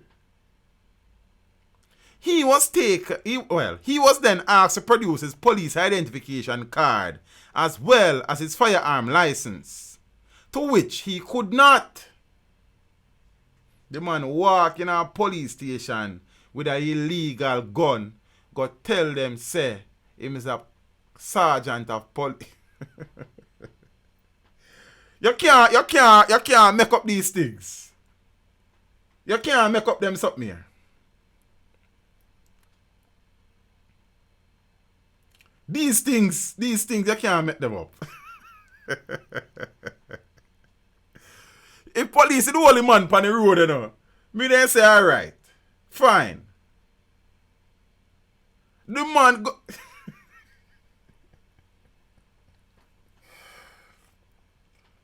A man who is supposedly educated went into the police station with an illegal gun and illegal rounds of ammunition. That wasn't enough. The man introduced himself as a sergeant of police. However, the real police them realized there's something wrong and asked him to present him police ID and him firearm license, to which he could not, because him no got none in no home, none. And a brave man, brave, Robbie. And a brave with that, brother. A madness that, sir. Brother, he gone illegal in a family. And then the man tell them, say, him is a... Listen to this, sir. He was then asked to produce his police identification card as well as his firearm license, to which he could not. The stream have a long tonight, you know, as a matter of fact, but it tell you though. You understand? I mean, I ain't telling you yet, but yeah, we have some things to talk about. Chambers then admitted to lawmen that he was indeed not a police officer. Me not change my story. Me is a police, sir. You understand? Which immediately led to his arrest and the siege of his illegal firearm. The man carrying freedom and in gun go give it. A Glock pistol with 18 rounds of ammunition was found on the man. On Friday, the next day, February 7th, investigators visited the home of Chambers about 10:30 a.m. with a search warrant, and the following items were seized. Before I go any further, I must take the opportunity to say to these police officers, well done. It seemed that it was very professional. It seems that it was well thought out, and they, from just a whiff of suspicion, managed to find many illegal items. Listen to this. Upon visiting the man's house with a search warrant, 58 rounds of ammunition were found. 33 spent casings. 5 magazines. And then a Playboy magazine, you know. 1 handcuff. 1 Glock pistol case. 1 firearm license with the name Carl Samuels. 2 holsters. 1 magazine pouch. And 1 combat belt.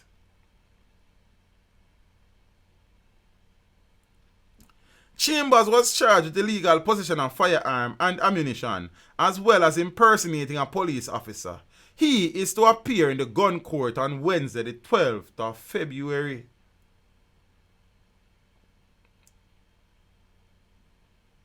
I wonder which teacher's college you go.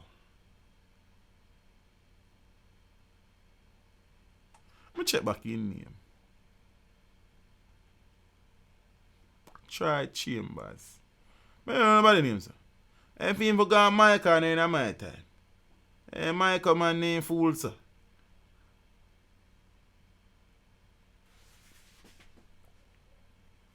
Sister, what you mean say no serious? A serious business this. You just say Robbie say a war, man I go. Maybe a man live. At least him not kill nobody, but you don't know that Sizzler fan. You don't know that, you know?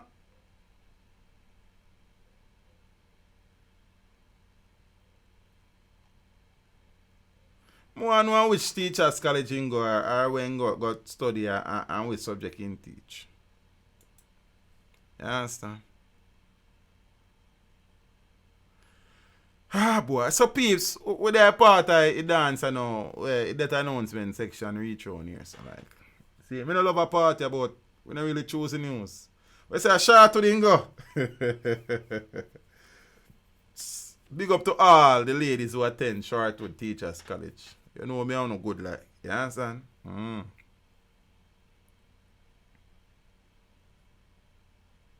He man have more rounds than when I station, brother.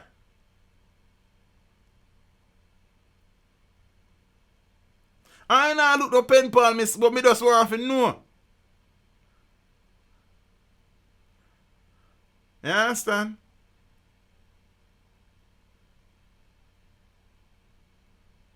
You see, the man have 33 spent casing, you know, Sclad must up say, because of spent casing, I am assuming, are from expended bullets. So, peeps, the sad part of the dance, you know. A number of women have been killed recently by spouse or ex-partners or estranged partners or some partner business. You understand? No, Troy Chambers. Troy Chambers is the man's name, but the license that they found was belonging to, the firearm license was belonging to a Carl Samuels, and the Carl is spelled with a C, not a K. But the teacher posing as a police officer name is Troy Chambers. Yes, I'm that teach drama. With the bad things that joke, you know. Yes, sir.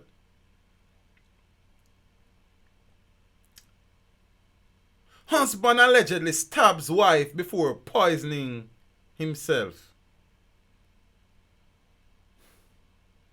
The police in Savannah-Lamar, Westmoreland, are probing a possible case of murder-suicide in which a man allegedly stabbed his wife to death before consuming a toxic substance.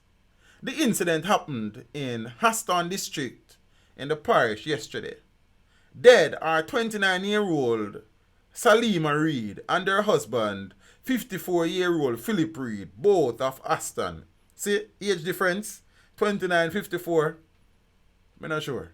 The Gleaner understands that about 11 a.m. yesterday, the couple were arguing at home. The argument evolved into physical abuse. Reed allegedly began to hit his wife and then used a knife to stab her several times. He then fled the scene, but was later seen by persons in the community drinking a substance resembling the herbicide Gramazone. The police were called and the man and Mrs. Reed were rushed to the Savannah-Lamar Hospital where they were pronounced dead.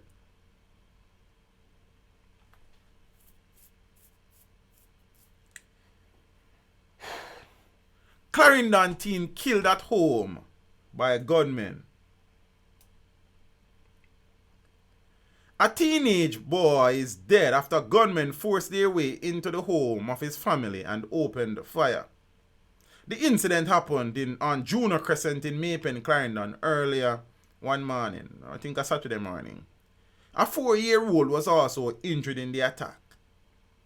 The Gleaner understands that about 12:15 a.m., the armed men kicked open the door of the house in which 17-year-old Javon Smith, a student of the Lennon High School in the parish, and his family lived. It is believed that 4 family members were at home at the time of the shooting. A friend of the deceased teenager said that he last saw Javon at a youth fellowship church activity the previous night. Other family members were treated at the hospital and released. Police are investigating.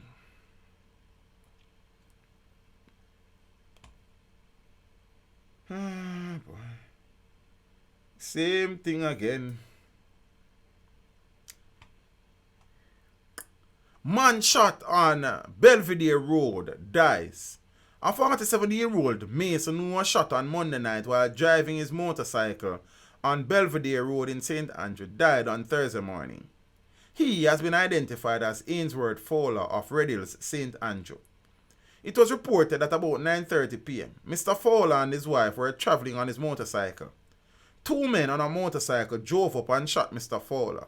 The couple fell from the motorcycle, and Mr. Fowler's wife sustained minor injuries. One of the gunmen drove off with Mr. Fowler's motorcycle. So if I thief them and thief the man by then I just tell them to come off and take your bike and go on, man.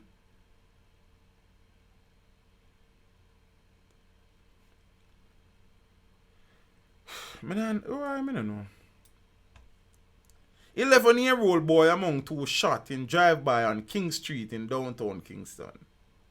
Two persons, including an 11-year-old boy, were shot on Upper King Street in downtown Kingston on Saturday afternoon. Preliminary information are that shortly after 3 p.m., a group of persons were sitting outside their homes on King Street when a car was driven up, from which men alighted and opened gunfire, hitting two persons. The 11-year-old boy was shot in the chest and was rushed to the nearby Kingston Public Hospital along with a man who was also hit. The gunmen escaped in their waiting motor car. It is unclear of the medical conditions of the injured persons, and the Kingston Central Police are currently investigating.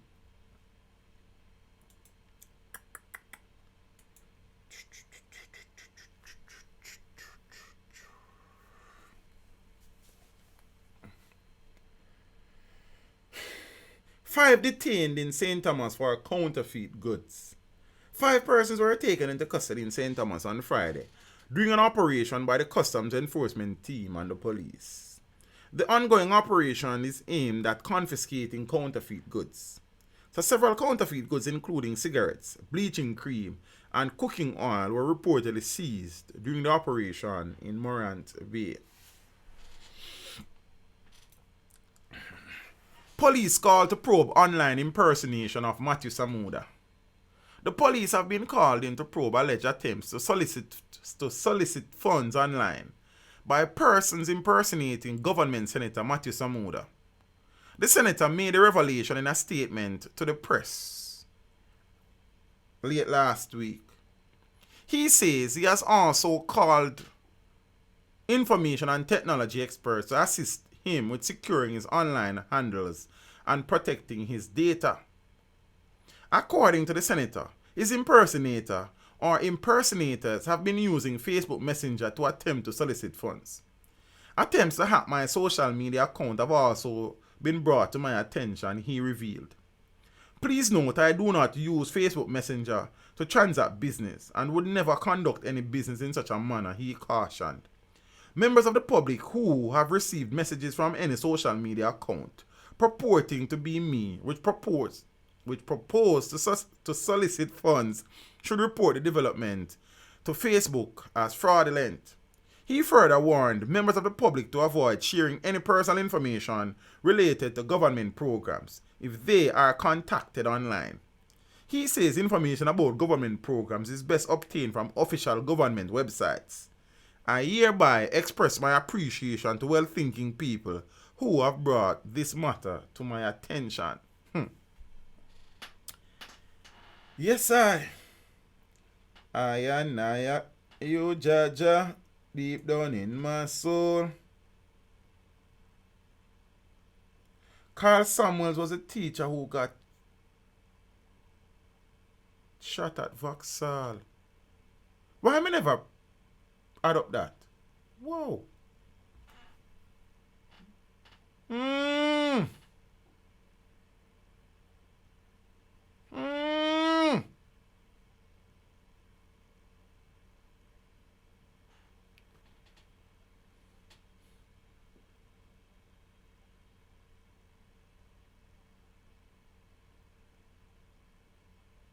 Interesting.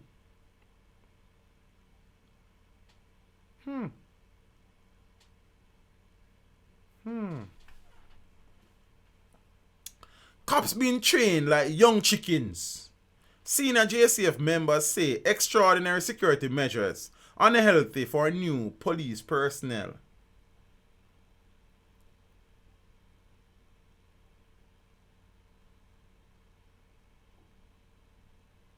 Blessings, DS, manners and respect. Rockstar TV. Whoa. Sid Muff and Claude Massop are like investigators them be. Interesting. Very interesting.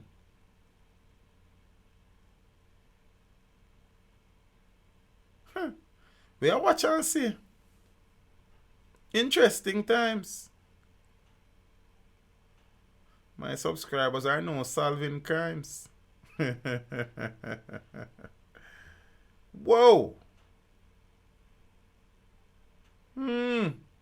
Bright people around here, you know? No, you know, Anika, I prefer not to say, but that's a go on muse over some things. Make we finish a stream, yeah. You see?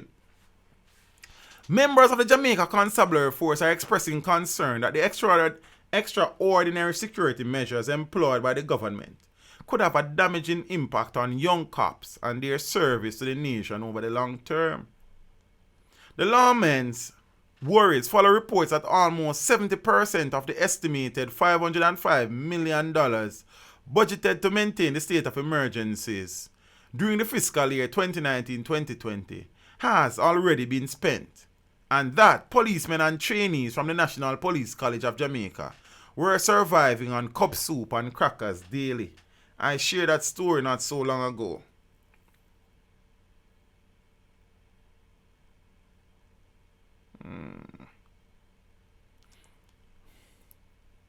While the SOE has a lot of benefits, we have to be very careful, said one decorated cop who asks not to be identified for fear of victimization.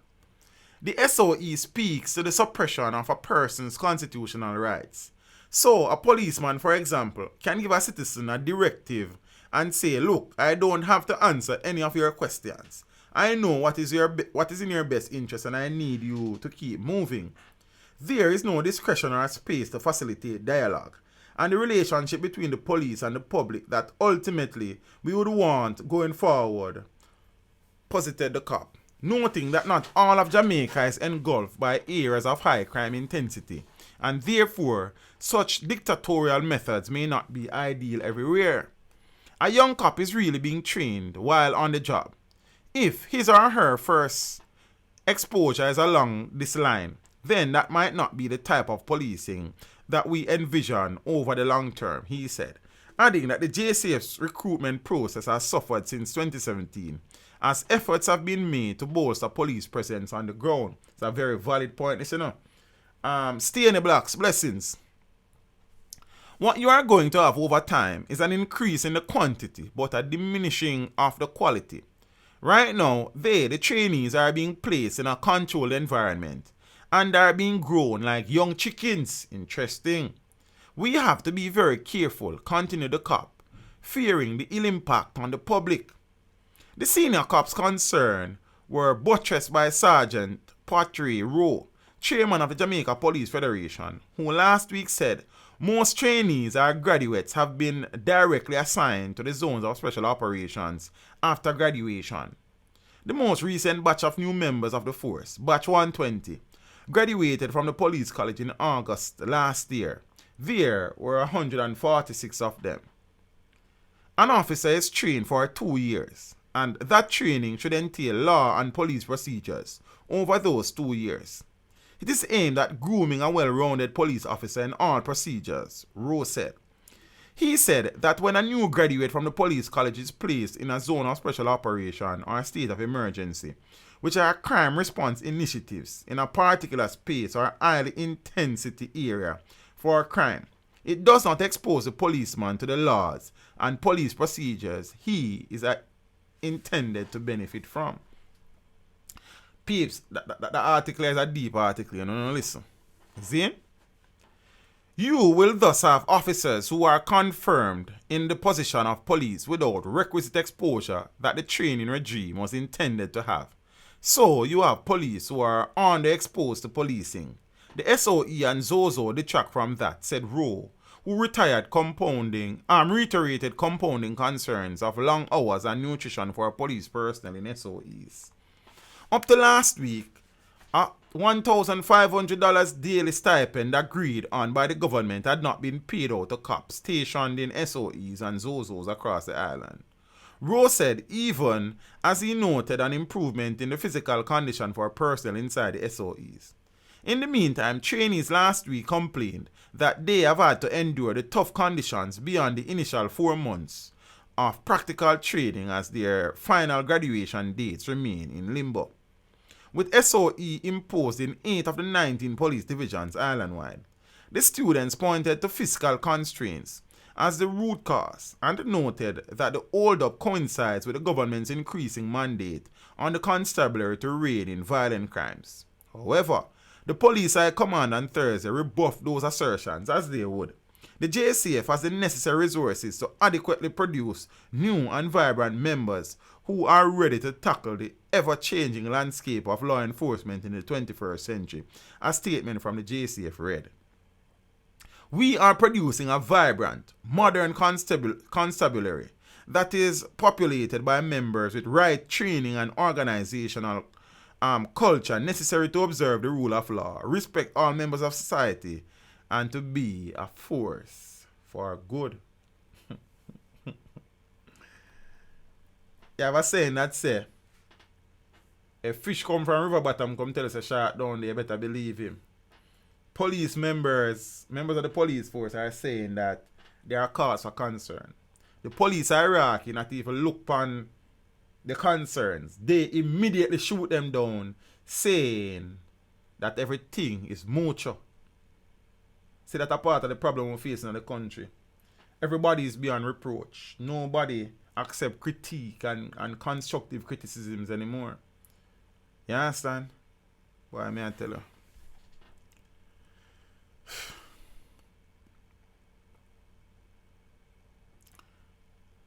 No, sir, I can't cover all of them a story tonight.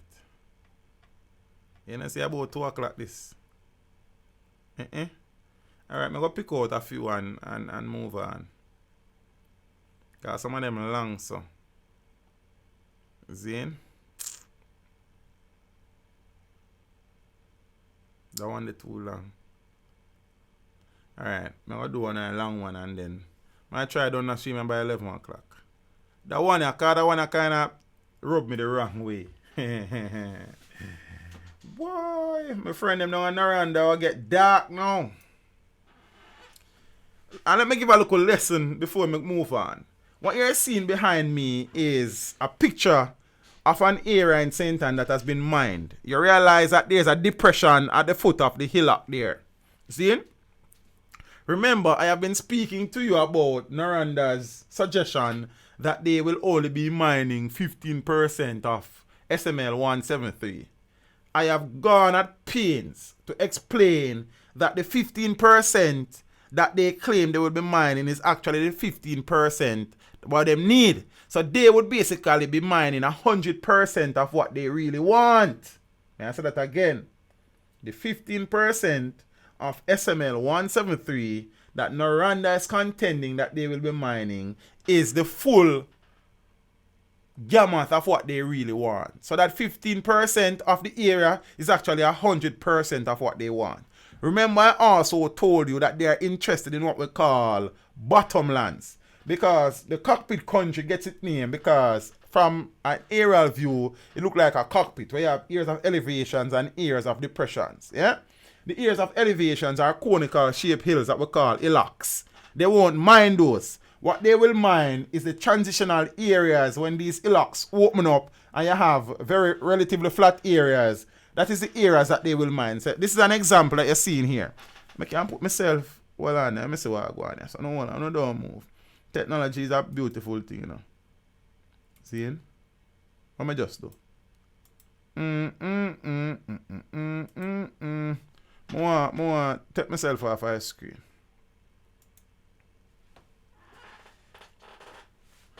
Minimize myself. Option.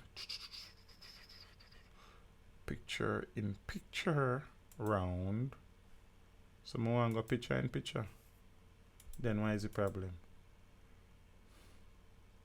Well, I don't know where I can't go where I want to go right now. But never mind. So this is an example of exactly that. So they would have been doing it before, and that is what they will continue to do in the cockpit country should they start to mine it. They will dig out the bedlands and leave the hillocks. So the hillocks, they must say them no want mine. Then they can't mine that at the bedrock them want, the bottomlands them want at the bedrock. See? And thing. Watch you now. This is a situation where you say geography skills kick in teeth. You know what so it go? See? This is a situation. Listen what I go on. Broken bauxite promise. Brothers feel betrayed after land mine out. Company backs out of agreed compensation. Elderly siblings, let me find the general them. See them here?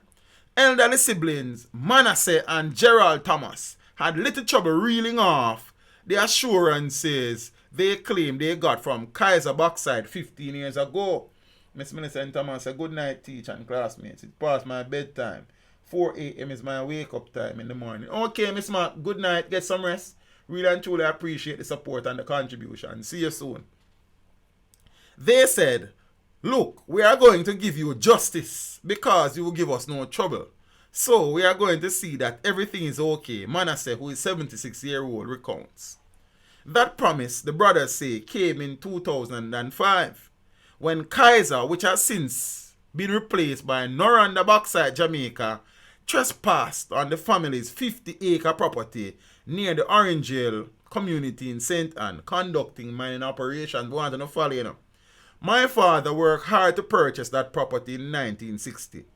Several nights a mule him come home pan, recalled Gerald, who is now 69, who shares the same name as his late father. Another assurance Manasseh asserted came after the family informed the bauxite company that the lands had not been transferred to their possession and that they were contemplating hiring an attorney to negotiate on their behalf. Them, Kaiser said it not necessary because they could use their lawyer to do all the legal part of it, and it would be much, much cheaper than to go out there and seek other lawyers. Wanna get tricked, brothers. Zine, they said they would do everything. The brothers thought their jitters were allayed 6 years later when, after several meetings, they negotiated a compensation agreement with Noranda, the great Noranda. Under the unwritten agreement, I now negotiate an unwritten agreement, type up and signed by JPs and lawyers. Then, under the unwritten agreement signed by both sides in January of 2012, the siblings were to get separate 2-bedroom houses to be constructed on lands in Hawkhurst, $150,000 per acre for 27 acres of their property, and 10 acres of land in Orange Valley, all in St. Anne. But their joy was short-lived, and the brothers say the events that unfolded thereafter left them feeling betrayed. Boy. 4 months later, in April of 2012, Noranda wrote to the siblings, who had by now secured their own attorney, indicating their desire to opt out of the signed compensation agreement. Instead, the company offered them $1.25 million as compensation for the disturbance of the surface rights in the property. The company contended too that the area disturbed by its mining operations and which it would pay compensation for was 5 acres. The brothers were upset at the proposal and soon found themselves with a legal fight on their hands. Noranda took the issue to then resident magistrates court and asked a judge to use the Mining Act to set fair and reasonable compensation for the damage to the surface rights of the Thomas property. According to court documents that have since been made public, the company explained that the decision to back out of the compensation agreement was based in part on the account of the bauxite remaining on the property and the amount of the bauxite remaining in the property. There was no sufficient economic justification to continue mining the property. Read a section of the court document.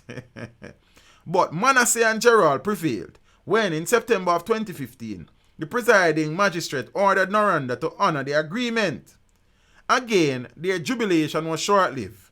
This time, Noranda went to the Court of Appeal to have the order of the then resident magistrate court overturned, contending that the judge erred in a number of areas. The great Noranda, we are champion, you know. The government, really. Because Noranda is the government and the government is Noranda. I don't know anything. Then, as an example, they argue that the judge erred in law when she failed to consider that the title of the property had not yet been transferred to Manasseh and Gerald. Remember them telling man them said them are going to do that, you know. No, them might use it as a beating stick. Therefore, there was no person with the legal authority to bind the estate. Read a section of the transcript from the appeal court. Wicked people there. Noranda argued too that the judge erred in law when she determined that she had the jurisdiction to hear the case in circumstances where the contract and land in question exceeded the limit set by the judiciary. See? Ah, boy. The Court of Appeal in a ruling handed down last month set aside the order of the resident magistrate and instead ordered Noranda to pay the brothers the $1.25 million as compensation for damage to the surface rights of their property. The appeal court also ordered the Bauxite Company to pay interest totaling $1.25 million at the rate of 12% annually from June 2005 to June 2006.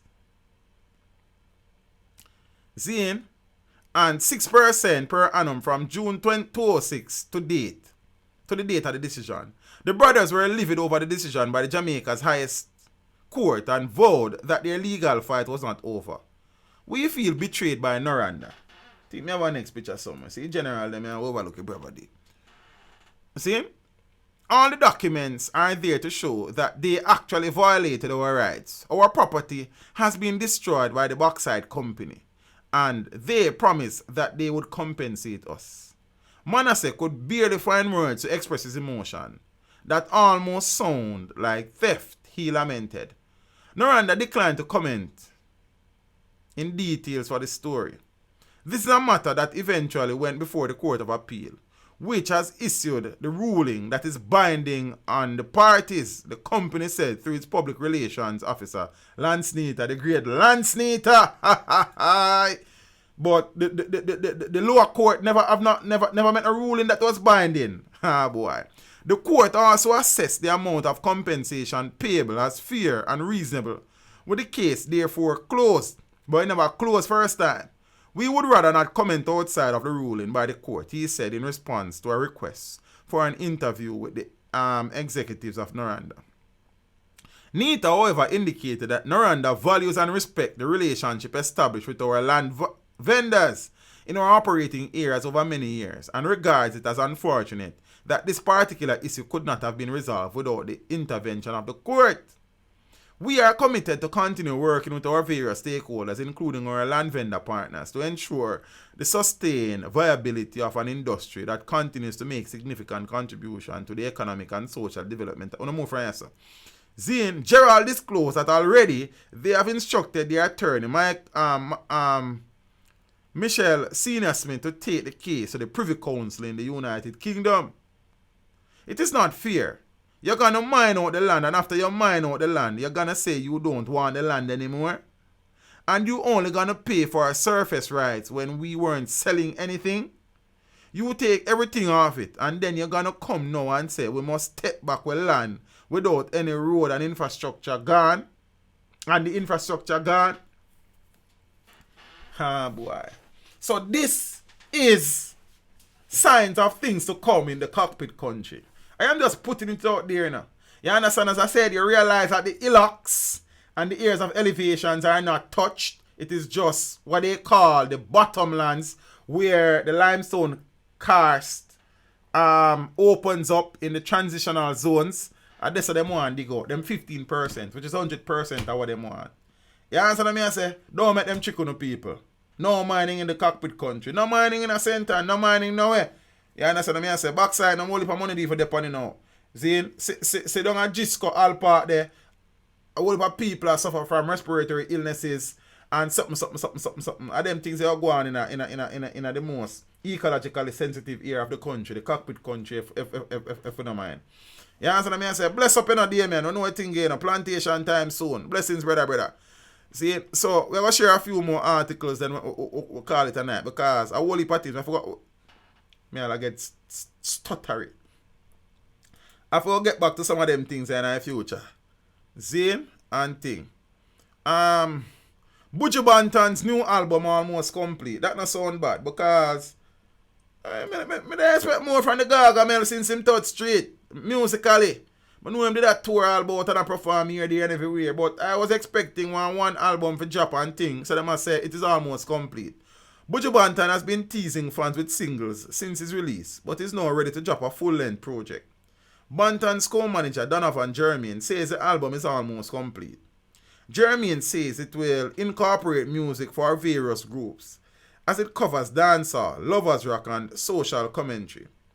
Throughout the course of his career, Buju Banton has released 12 studio albums, with the latest being his 2010's Before the Dawn. Zane, this new project has not yet been titled, but has a tentative April release date. Yeah? And things. So we are going to watch. So peeps, you know, funny enough, my brother and I had a discussion the other day about a part of the music. See, we know Bob Marley has been rated as the greatest Jamaican entertainer of all times. No doubt about that. His impact is far-reaching, global. But I have always contended that on a musical level, Peter Tosh was probably more talented than Bob Marley. I mean, some people will take offense to that. But that's my perspective. That is my view. Zane, I have also in the past had discussions where I have suggested that if Peter Tosh had Bob Marley's complexion and hair, and Bob Marley had Peter Tosh complexion and hair, Peter Tosh might have been the bigger artist. Zane? I have also suggested that in recent years, the two most successful Jamaicans on the international stage have been Sean Paul and Shaggy. And the likelihood is that their complexion might have been a contributing factor. The debate has come up. Seeing on the headline of the article, Kartel question skin colors role in Sean Paul's success. A Sean Paul former manager said that. Zine?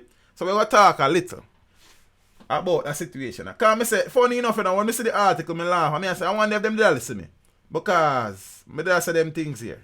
Zine? Incarcerated dancehall star Vybz Kartel once questioned whether the international success enjoyed by a fellow DJ and patriot Sean Paul was due to the latter's lighter skin complexion. That is according to corporate executive Zachary Harding. See, I'm supposed to come find Zachary somewhere boy place. You may have him when I see me. We're not hide Zachary. Say Zachary there. Zachary is the former manager of the Grammy Award winning entertainer Sean Paul. He, Kartel and I had a long conversation, and he started to ask what role Sean's brownness played in his success, Harding said. And this was right at the time when Kartel started bleaching, Harding continued. So is Harding suggesting that Kartel's bleaching was in an attempt to lighten his complexion to have a greater appeal internationally? Do the maths. Harding was Sean Paul's first manager. The artist went on to achieve superstardom under the management and production of Zachary's brother, Jeremy Harding, selling more than 26 million records worldwide and winning a Reggae Grammy Award. Though he has for years been the most popular artist locally, Kartel has never won a Reggae Grammy, and his commercial success overseas pales in comparison to Sean Paul's. I just found it fascinating because he was fascinated with the question of how Sean's brownness an influential factor in his success versus Kartel's success, Harding said. He made the comment during a panel discussion on the business of Bob Marley at a symposium held at the Bob Marley Museum on Thursday, the 75th anniversary of the reggae legend. Now, I need to find one more picture. Yeah? Harding's comment came after fellow panelist, businessman and social commentator Kevin O'Brien Chang. Zane stated there is no question that Bob Marley's popularity came from his image, before posing the provocative question, if Marley looked like Peter Tosh and Peter Tosh looked like Bob Marley, whose music would have been more popular today? It is a question long raised by reggae fans, as the two giants of the Wailers band, along with Bunny Wailer, embarked on solo careers with contrasting success. Marley became the global legend whose music and memorabilia continue to generate millions of dollars nearly 40 years after his death. Tosh, though he too had a significant musical career, his international success and legacy are dwarfed by Marley's. Tosh also had a fair share of brushes with the law and was murdered in 1987. While the panelists did not dismiss the issue of colorism, they all noted that Marley's other attributes outweighed his skin complexion, which may be fair. Tommy Cowan, an accomplished recording artist and producer who worked as Marley's marketing manager, said a number of attributes made Bob great: his amazing talent, relentless work rate, the team working with him, and also the fact that he knew what he wanted to achieve. He recalled that Marley wrote on one of his albums that the people did not buy into me, they bought into the message. Chang also noted that unlike other artists, there was Marley's widow Rita, who worked hard to keep her husband's legacy alive long after the reggae icon died of cancer in 1981. Besides every successful man, there is a woman, Chang stated. Harding noted that another Jamaican superstar, track legend Usain Bolt, has achieved significant financial success away from the sport while visibly black. He said, at the end of the day, it is the product that wins. That's a statement where you can't ignore either, but the discussion will always continue. As I said, musically, I am more appreciative of Peter Tosh's body of work than Bob Marley's. Bob Marley is the legend, the greatest. You can't go around that. His impact musically, socially, politically is far reaching. You understand? Peter was more controversial, but for me, in terms of being musically gifted and talented, Tosh was the man. You understand what I say? Tosh is possibly my favorite Jamaican singer of all times. Zane, when we are talking about the greats, we are talking about Bob Marley, Tosh,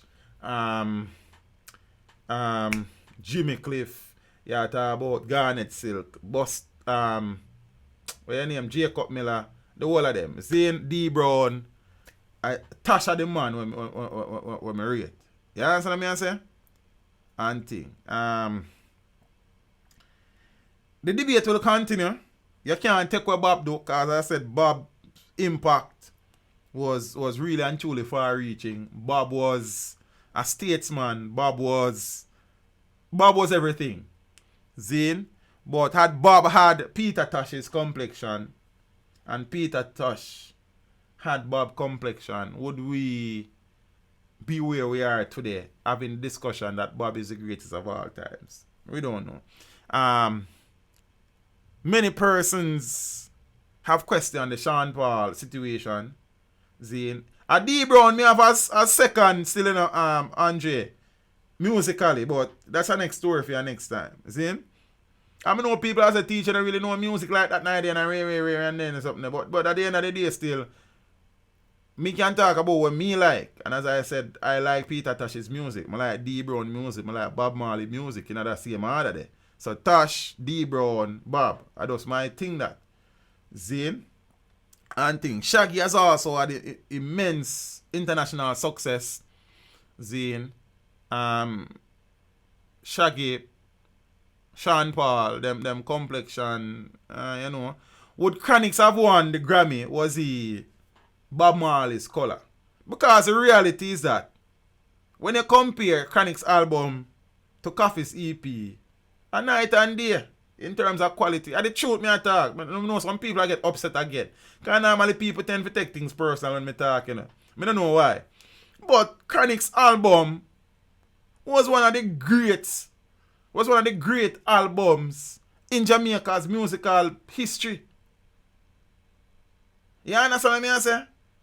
Would Chronic's have won the album was the album done by a Marley child? Would that album have won the Grammy? You understand what I say? So, I don't know. You can't not talk about it because it is still there. Zin? It is still there. You can't discredit Sean Paul because when people never did accept Sean Paul a yard, him take away himself and go establish himself where people appreciate him. So you can't go around that night, you know. Zin? But was it made a little bit easier for Sean based on his Caucasian look? Chronic's album is arguably one of the best albums when never win a Grammy. I will never stop saying that. Me can't see how Chronic's album never win a Grammy. In terms of sheer quality. You understand what I say? A few better albums have not won the Grammy than Chronic's one. Buju Till Shiloh. Because I think now before the Dan Buju win. Till Shiloh, I don't know Till Shiloh no win Grammy. I don't know how Chronology no win Grammy. But that's how I think go still. Interesting debate. I never know Kartel that ask them question there. And is it the reason that led to Kartel bleaching? Because the brother says not very long after the discussion Kartel start bleach. So did that discussion and did those questions from Kartel influence him trying to lighten his skin to probably appeal to a wider audience, an international audience? And Sizzla, Joy Cry. I don't remember if that was nominated for a Grammy though. Zane? I don't know. But that's how the thing goes still. We here. These things will continue to happen. I wouldn't compare Sean and Shaggy. I am sorry. Who are compare them, Johnny? What you mean? Talk to me. Because we don't think nobody will compare them. He just saying that Kartel question if Sean Scholar had anything to do with his success. So, I don't know nothing there. See? Milo, I also thought along that line as well. And think, Chronic's and the Obama debacle, don't know if that was one of the reasons why he did not win. You never know with these things. Zane. That is true, Janai. We can't go around that for true. That's true. But if a baseman quality, Chronic shouldn't win. Zane. So the people who judge reggae don't listen to reggae. Interesting. A very point to steal. No, peeps, we are gonna wrap up because I left 1 o'clock now. I need to get ready for work tomorrow and them something. I need to get some rest. It has been a long weekend. As I said, I had an interview on Saturday that never happened. It would have been, in terms of profile, possibly the biggest artist I would have interviewed at this point in time, even surpassing Merciless. I know I'll never kill her. Killer now go say him ready for the interview now. You understand? Killer interview is not a matter of if, it's just a matter of when. When him ready and me ready. Because you interview Killer, then when you really interview after Killer. That's the next thing to you know. You understand what I say? So you don't even rush the interview there. You know what I mean? And thing. That is just a matter of when. That's a matter of if. So I know people will say, nah, man. You understand? But I understand, I said the artist would have reached out and apologized and them something there. I understand the situation. It's an artist when I live at Jamaica but is in the island working and doing some stuff and things. Sorry. So I understand Zane and things. So hopefully it happen one of them time. One of the artists I'm rate and respecting of the business too. So we are going. Peeps, big up on yourself. Big up to the people that were in the watch party today for the Anthony Cruz premiere. interview there. And so all of the interviews going forward will be premiered. See, because you see the premiere thing, it's a nice little vibe while we are watching interview together and we are laugh and we are talk and people are learn some things about the artists them. And the artists them might pass through in a comment section and build a vibe and we give the video an early little push forward. You understand? And thing. I like the vibes. The first video that I ever premiered was on last night with the Bounty Killer handover. And some people probably have got the video is my video. Even though it was recorded in the onstage studio. See, the only thing is that some of the video footage was from onstage. Well, most of it. Because initially, how the thing was set up, I could use one camera. Because I never set up two cameras. I set up one camera. See it? But based on how many persons were on stage, the one camera angle never did work. So they suggested from the get-go that they will send me the footage, but I decided that I want to record as well. So you have redundancy. See? So they sent me the footage. I could not upload the footage before they did when them stream Saturday night. You know what thing go. So we'll wait until them finish and upload the thing. So some people probably wonder if teacher infringe on stage. No, my friends. We don't do them something. You understand? So the first part of the video and the last part of the video are my camera come out. Zine? And there were some stuff I would have done quite a bit of editing to the onstage video because everybody wants a different video style. I want my video to look a particular way and certain things to be a particular way. So I sat down and I edited the video. Saying that video is trending. And I am pleased. Let me tell you why I am pleased for that. I am pleased because that video is a positive video. And normally on this channel, positive videos don't go nowhere. Zine? So it was my first premiere. It is trending. It is a positive video that is trending. I don't remember a positive video trending on this channel. And normally some negative and murder and something we have to do with some things. You know what I mean? So I am pleased that this video is a trending video. If you don't watch it, you need to go watch it. The general at him best. You understand what I say? Assisting a fallen brother. Zane. And as I say already, I'm going to say it again. Zane, Bounty Killer is the most influential dancehall DJ of all times. Him is not perfect. Him do some things in the past where I am sure he regrets. Zane, he has grown, and whether you like killer or not or killer your artist, you cannot deny the fact that Bounty Killer, Rodney Basil Price, is easily the most influential dancehall DJ of all times. Me not gonna apologize to that and me not gonna retract that. You understand? And because Bounty do a little thing for you. I have been saying that from day one. You understand what I say? And thing, it's a simple matter that. You understand? The man continue to surprise people. He continues to give back, to help, to introduce talent. You understand? And despite his past being dotted with some moments of weaknesses and things that I am sure he regrets, the man is really and truly an icon, a legend. You understand? I just one general in the yard, 1972, witness the birth of a great. Go listen to that song, them tell you everything. Peeps, big up on yourself. Yeah, so let me say, next week Sunday again, one more interview. Zane, look out for it. I premiered the video at 12:30 today. I am not sure if that is going to be the time when we premiere all of the videos them on a Sunday, the interview them. Me have to watch and see, and depend on how me get me done edit and them something. And because that video today take about 3 hours just to upload and about our next 1 hour for process, or an hour and a half. So I will heap of time thing then take. So when I say we put in the work, nobody feel like say I play thing. It take a lot of time and energy and effort and sacrifice sometimes and sleepless nights and them something. It ain't easy. People say that YouTube thing and feel like say you a prom push thing. You understand what I say?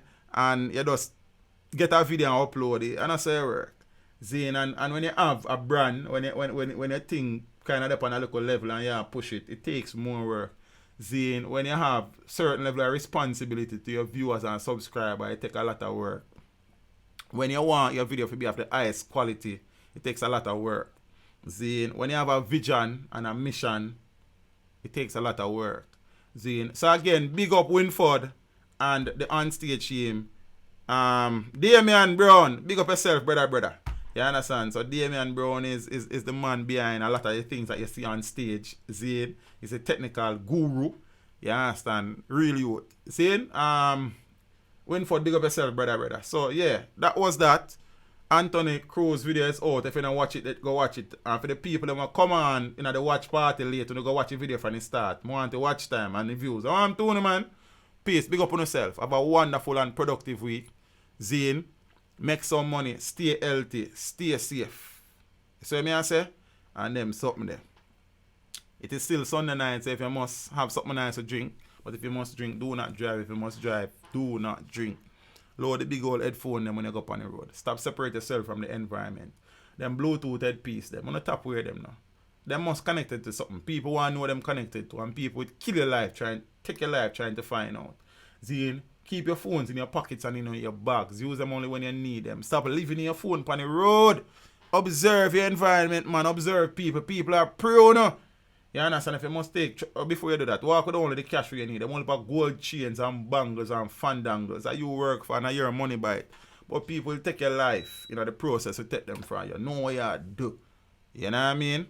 Yes, sir. If you must take public transportation, try to travel in a group. If you cannot travel in a group, know the do's and the don'ts. Take the license plate number. Send it go get somebody.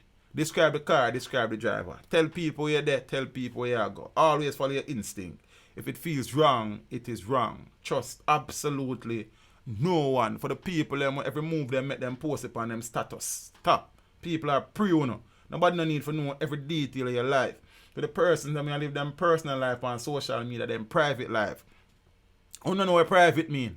Fix up on your life. For the people who suffer from the Instagram syndrome, fix up on yourself. Stop trying to live people's best life. Live your best life. Zane. And for the people them who suffer from the syndrome we create, the dumb people with smartphone syndrome, looking on yourself. Your phone them a lead. We try to catch up now. Peace, big up on yourself. I say Essence, Danny Blackhorse, Kamlesh, Dab High, Zane, Martin LV, Claudia Massop, Cindy Randall, God Favored Me, Dante Dan, Cookie Mama, Robert Nevins, Ron Stewart, Topman 29, Alidan, Winsome H, Level 100 TV, Milo 772, Kanaika, big up yourself, Gaza One Knock, Kurt Neil Matthias, Miss Funk, all of the people that are in the building, big up on a nice and decent self, Miss Jacqueline Murray, David Gray, Zane, Peter May, Craig Baker, Mike Larry, Zane, who else in the building, Father Dexter and Fremantle, Fire 27, man, that's respecting the family. Yeah, so I say Rising Stars TV, all of the people, them big up on yourself, appreciate the support. You hear, sir? And thing. Father Craig Creation, man, I say, brother, I appreciate the continued support, bro. I appreciate the contribution as well. Father David Gray, you know what thing, Miss Sophia Kobe, like chat about it there one at the time. Big up yourself in your family. Father Mike Lewis, Barberg, man, as I respect in the family, East 209, Canada in the building. Big up to all of the people that watch out of Canada, the UK, Speed, the United States, all of the Caribbean. Big up on yourself, Blessed child. It's a God. Master God. Big up yourself, my friend, Miss Joan Gray. You understand what I say? I appreciate the support every night, every day. Star Life. You know what I mean? Yeah, man. Big up yourself. Say me, I say, peeps. A long time I don't do one call in, I not promise you nothing because I don't know cuss me if I don't do it Friday. I can't do the talking on me as most of the time, So I try half of it and see what I go. I not promise nobody nothing still. The humble chucker, Jaddy, where you deal with youth, everything good, sir. We're there up on the gully side of you know what thing go. You know what I mean? I wrap up the thing, you know what I mean? Yes, I. Peeps, big up on yourself. You're going to see it go. But if not, Friday, 8:30, make it a date and don't be late. Don't look for it. Get book for it. You know what I mean? Fatherland's crooks. Big up yourself in the family. I'm probably try for one roll call because that local program there important to your channel, But then, more time I just tired there, man. I need to do a one video and I have a one interview or something. But one of them did everything I got just dip on the channel. Roll call, extra class, interviews, reviews, previews, research, everything. But you know, still, I do the plantation thing and the time kind of limited. And think I'm have to try to balance everything. Plus, our personal life where we probably don't give enough time to. Craig Baker, big up yourself. We are trying to balance the thing here, sir. Just be patient. But we soon start by the calling thing when you can call and talk to me and voice no concern. Candy, big up yourself in the Empress. Pips, manners. Go check out the Bounty Killer Andover video. Go check out the Anthony Cruz interview. Nice interview, easy. You know, we laugh and there were some emotional moments because of the situation around him that, concern him that and thing, and you understand, but every reason, every vibe. You understand? Nice man, develop cool. The podcast now start until me get Easter break, brother. I can't tell you that now. Zane, so I now launch a podcast until in Easter when me dey home and everything in place and we kick it off. Zane, I haven't done any work on JA Positive in a little while, but all of them things they are come, man. I haven't done any work on Jamaica in a little while, but don't worry on yourself, man. Everything I come. Just give me a little time. You understand what I say? Yeah, man. Things take a little time. Things take a little time. Peeps. Big up on yourself. 5 people with parchment paper and them shoes. Them alright, you know, cookie mama. This bigger than them, you know. Yeah, I feel them out, yes, man. Yeah, so I say, but 180 people, so them if I get 175 more people for win. Right now, them are lose, because 180 people like his stream. So everything good. But that will see them until I mention them. Peeps, big up on yourself. Delroy, Manners, Dexton, Peeps, walk good. Step with Jah. You understand? Stop complaining about them little petty things. Thank God for every day we have. Appreciate what you have. No matter how rough you think your thing is, people out there suffer more than you. You know what I mean? Yeah, man, help somebody. Make somebody feel better about themselves.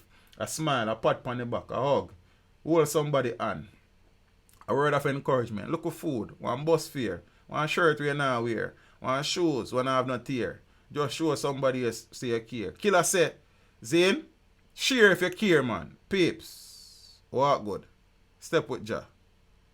I'm out.